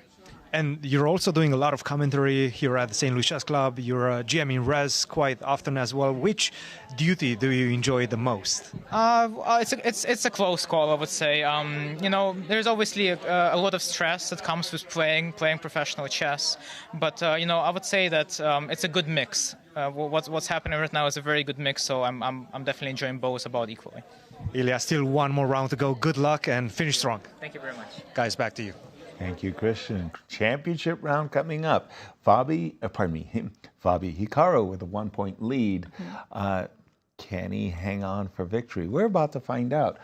Hikaru's played just practically everybody below him. Who's left? But I believe he didn't play Fabiano. Really? So I think Fabiano is going to get the chance to play him. For all the marbles? Yeah, he didn't play him yet. So Fabiano, if he manages to win, then they tie for but the. But hold on, for Levon the just defeated Fabi. So Fabi went way down on the point totals, didn't he? That's true, but who else can he be playing now? I mean, he's played Ray Robson, he's played Levon. Has he played Illia? Maybe it's Illia. We will find out shortly, but first we're going to throw it back to Cristian. Here with Eric Rosen, our own Eric Rosen, just before the start of the final round. How are you feeling, Eric, right now? Some adrenaline pumping through the veins right now? Yeah, I'm shaky. I just had a really crazy game against Achusa, and I played the Stafford Gambit, but she declined it. Can we see? Yeah. So E4, E5, Knight F3. That's your specialty. My specialty, yeah. Your pet peeve. Yes? And Hikaru had a video about how to refute it recently. And he went very much in depth, but instead of playing the best move, knight takes c6, she played knight f3. And it was the longest game of the round, I think. We got into time trouble, and somehow I won in the time scramble. Do you think Hikaru had something to do with this, with her preparation against Stafford? Well, I don't think she watched his video on it, because if she did, maybe she would play the refutation. So that was my goal for this tournament, play one Stafford Gambit, and it's nice to win with it. Results-wise, but also chess-wise, how are you feeling about your play so far? Oh, I feel very off form. It's weird, like following the American Cup, interviewing the players, but not playing myself. It feels rusty, and it feels like weird moving physical pieces too. So I play online a lot, but yeah, I'm trying to find some momentum. So one more game to go. Eric, thank you very much for joining us. We cannot wait for you to come back to interview other players. Yeah, looking forward. Yeah, well, hopefully someday. Awesome. Thank you very much, Eric, and back to you guys. Terrible job there, Cristian, interviewing. we need Eric. We're starting a petition. Please sign up. For those of you who didn't missed what Eric was saying, very popular streamer. I've got the position. What he wanted to do is he came into the tournament with an ambition, not to play 1, A2, A4 as black or as white, but in the Petrov or Russian defense, knight takes E5, everybody knows and plays D7, D6. He played the move knight C6, the gambit that he specializes in, and he said that Hikaru made a video of how to refute it. You know, Eric plays this all the time. I played it several times. And then after knight f6, knight takes, he went on to win the game. So he was like, yay. So for those of you who are not subscribers to Eric's channel, please go and give him a couple of likes. Yeah, and even Fabiano Caruana, he played the Stafford Gambit in Title Tuesday. There you go. And won the game. There you go. I mean, endorsed, stamp of approval. As we see Nasi getting ready for her game, taking her place. It's kind of funny. People go rushing to the pairing board, and then they go rushing to their tables as they get ready for the ninth and final round. Nakamura playing Mikhail Antipov. Right, because we didn't know who was left in the tournament. He did play Illia in round 3, and he won against him. Yeah, and did he play Fabi at all? No, he didn't, but Fabi lost his game, so he's just far away. Okay, we are going to watch the game between Mikhail and Hikaru. Hikaru has a 1-point lead going into this championship round. A draw clinches the first place for him. Is Mikhail one of the players in a tie for second? That's what I'm looking at, but no, Mikhail has 5 points and Fabiano 5.5. Because he's played all of, but why wouldn't he play Fabi? That's the thing. Maybe the colors didn't match. I'm surprised that it's not Hikaru playing Fabi. Okay, that's definitely confusing. I'm sure the Swiss system pairings that they use has a wonderful explanation for it. I don't know why. So we have Antipov against Nakamura, Aronian against Sevian, Grigoriy Oparin against Illia Nyzhnyk, and Fabiano Caruana against Wesley So. That will be a big match. Benjamin Bok playing Abhimanyu Mishra. By the way, it was Levon Aronian who was knocking Sam Sevian out of the competition in the American Cup. Can he do it in the American Cup Blitz? Sam is going to learn to hate Levon if this keeps up. Everybody getting settled for this, the 9th and final championship round of the Blitz. But Sam Sevian with 5.5 points, together with Grigoriy Oparin and Fabiano Caruana. And it's Hardy hand clasp, and away we go. Hungarian defense, it is. Hey, look, it's brought him first place so far in the tournament.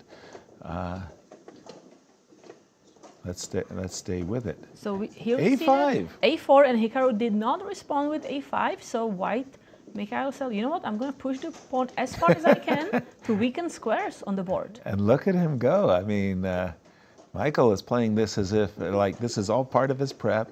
He pushes the pawn all the way to A6, and then the question you always ask yourself, strength or liability, you know, asset or liability. Queen to C8. Okay, that's off the beaten track. Michael kind of paused after that one. By the way, I'm not getting an update on my board. Let me yeah, just I think they're see. playing too fast. They're playing too fast. I mean, we had a really wonderful bird's eye view there, but okay, still Yes, no I think update. we prefer the bird's eye view. Yeah, just because. And there we have it. Yes, So bishop to Mikhail's D8. thinking. And what I think Hikaru wants to do is capture on D5 and then play knight to E7. So he moved his queen so that he could move his bishop. But maybe you play to like D8. H6 move first, just to guard at the G5 Useful, square. useful. I like that. Another possibility is Hikaru's looking at knight on C6, back to B8, so that you can go, whoops, forget Rook that. B8. He wants to go B6, B5. So maybe we he go. will want to capture with the And- bishop on D5 and then try to trap.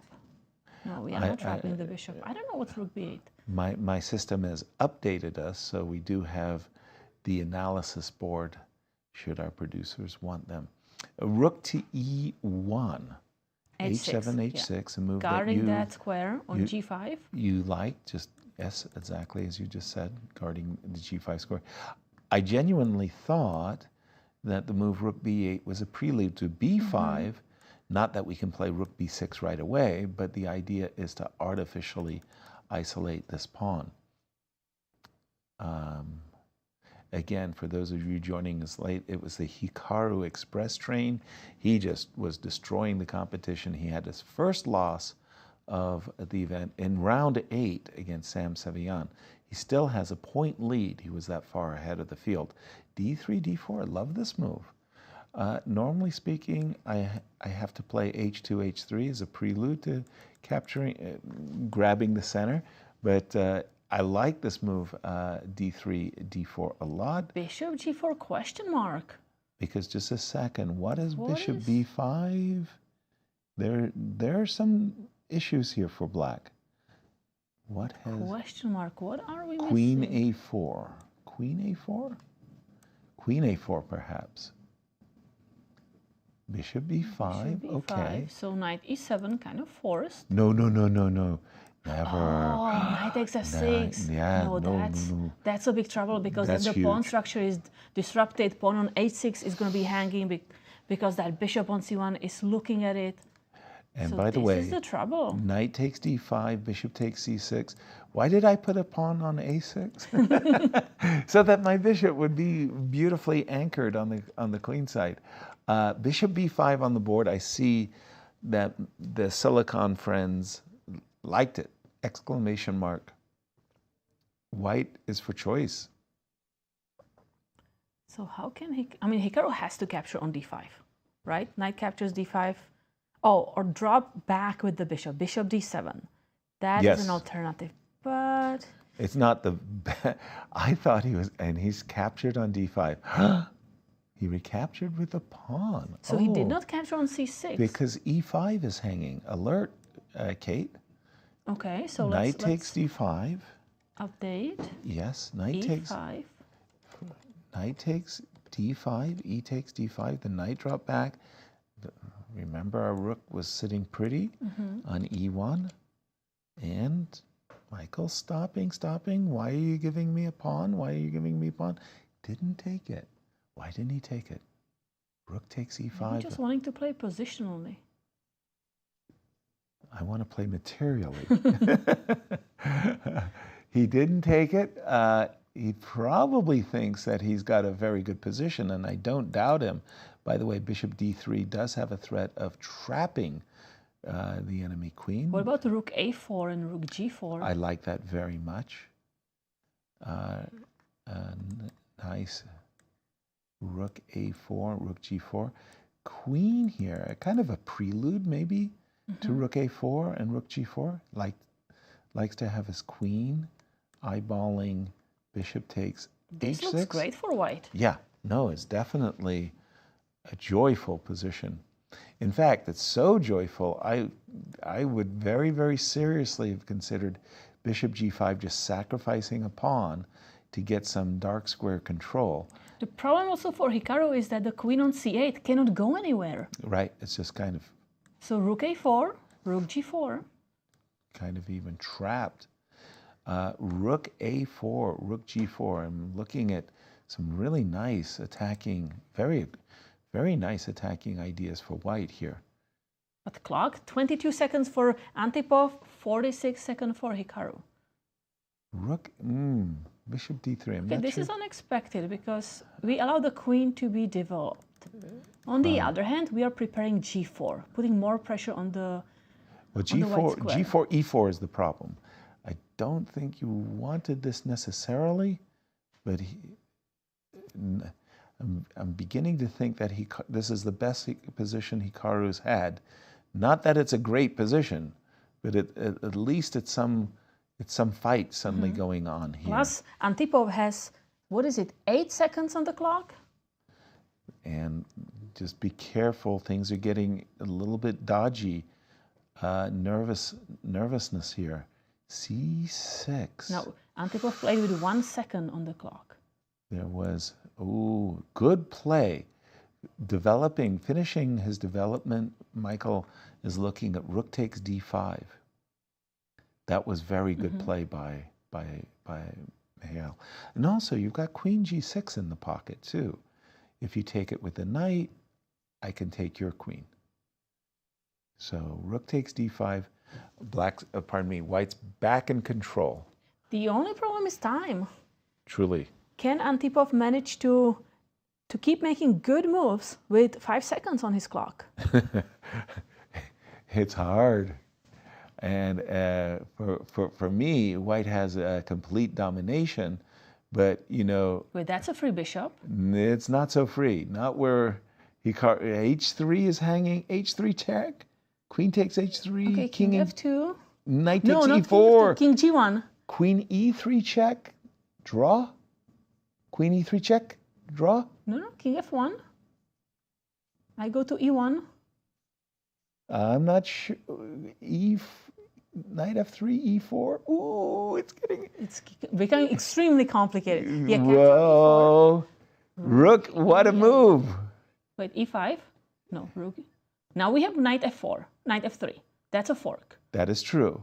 Hikaru captures the pawn, opens. Queen g6, give me the rook. Knight f6. F6 check. Knight d6 check. Where's the knight going, Hikaru? King f2. Okay, a draw agreed.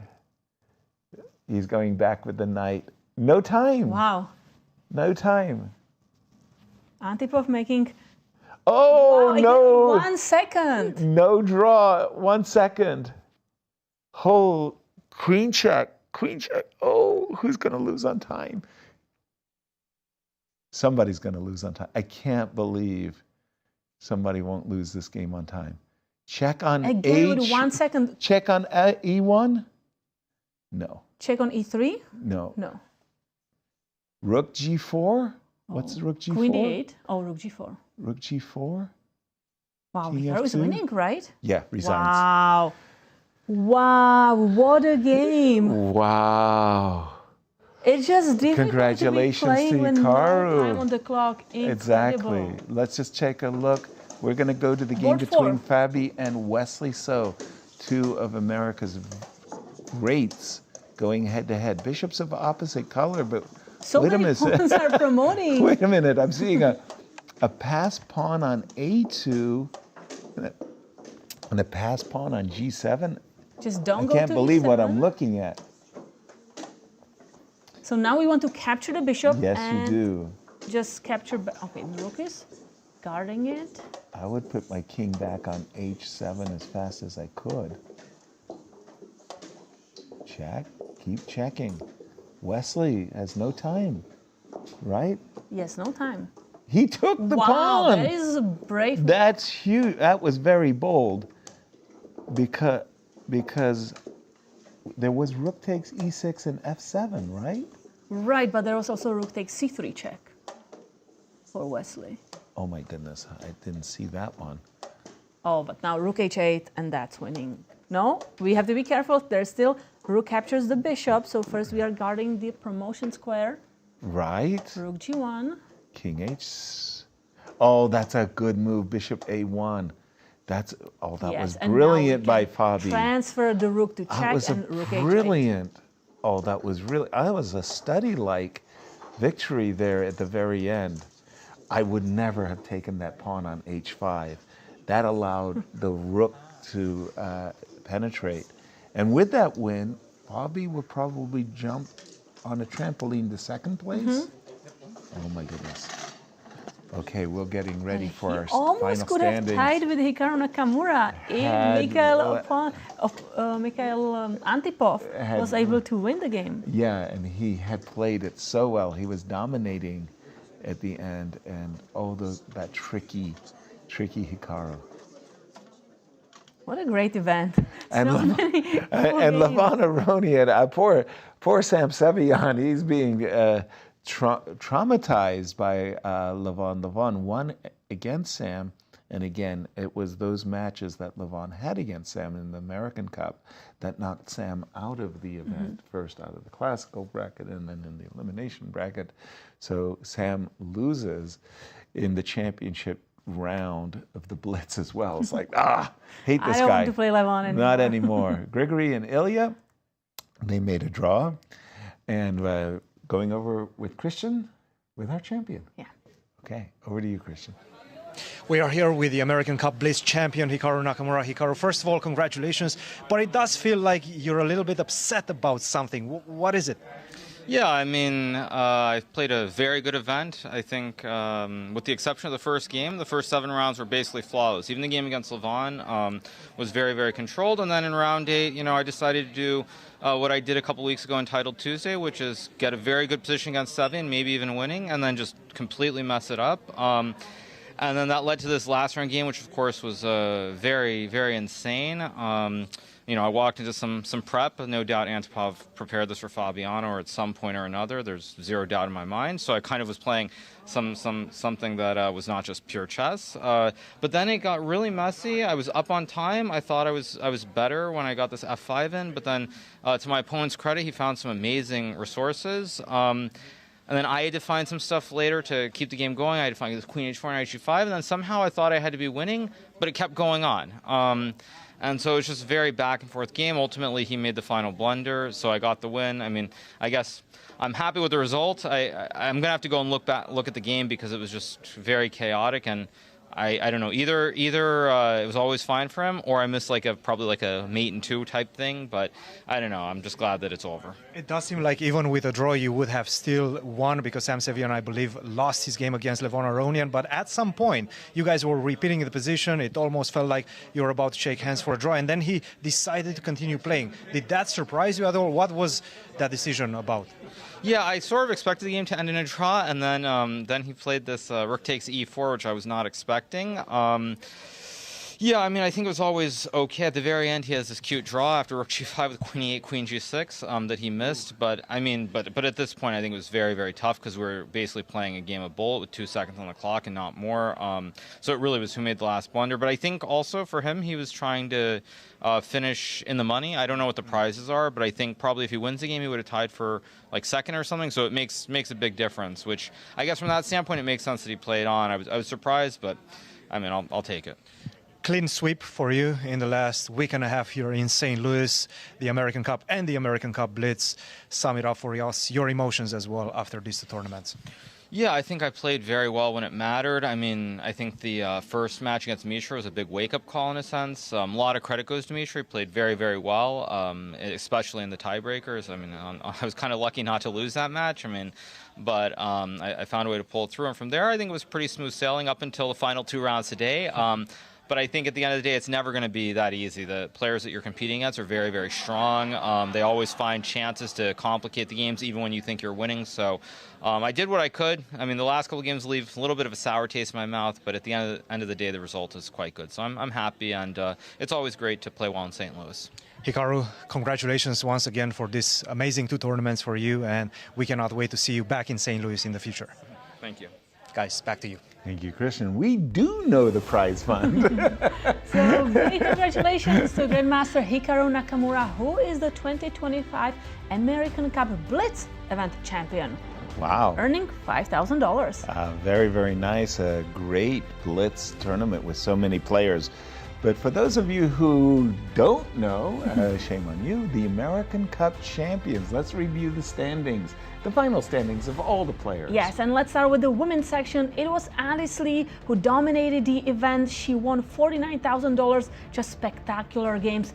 Clear second, Tatev Abrahamian. She really fought with Alice Lee. Oh, it was great watching her play. Amazing. And then lost, and Irina Krush, 3rd place.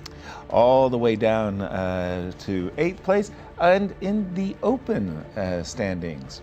And so first, congratulations to Alice Lee, course. who is the back-to-back American Cup champion because she also won last year. Indeed, winning back-to-back was spectacularly good. And in the open section, it is Hikaru Nakamura who won the event, won the champions bracket, and then the American Cup, winning $90,000. Fabiano Caruana 2nd, Levon Aronian 3rd, and Sam Sevian 4th. And there you have it. Very, very, very, very. And congratulations to Grandmaster Hikaru Nakamura. We see the confetti now. He's right. Very happy with his performance here in St. Louis in the past 2 weeks. Well, he played twice in the American Cup. He won both events that he participated in. He didn't play last year. Levon Aronian was the defending champion. So Hikaru, very, very impressive in these knockout events. He looked good. Yeah. And as he said, he had that one wobble in the first match, but then it was very smooth sailing, and he played really, really good chess, critically when he had to. Yeah. Yeah. It was just great event. Yeah. Just a quick reminder of our Grand Chess Tour that is happening at the end of April. We're going to be back for a full season of play. Kate, Yes, it's been wonderful. It was wonderful, and happy birthday to you. Well, thank you very, very, very, today. very much. Remember, chocolates, chocolates, chocolates. Thank you, everyone, for joining us, and we hope to see you on our next broadcast. Good night. Goodbye, everyone.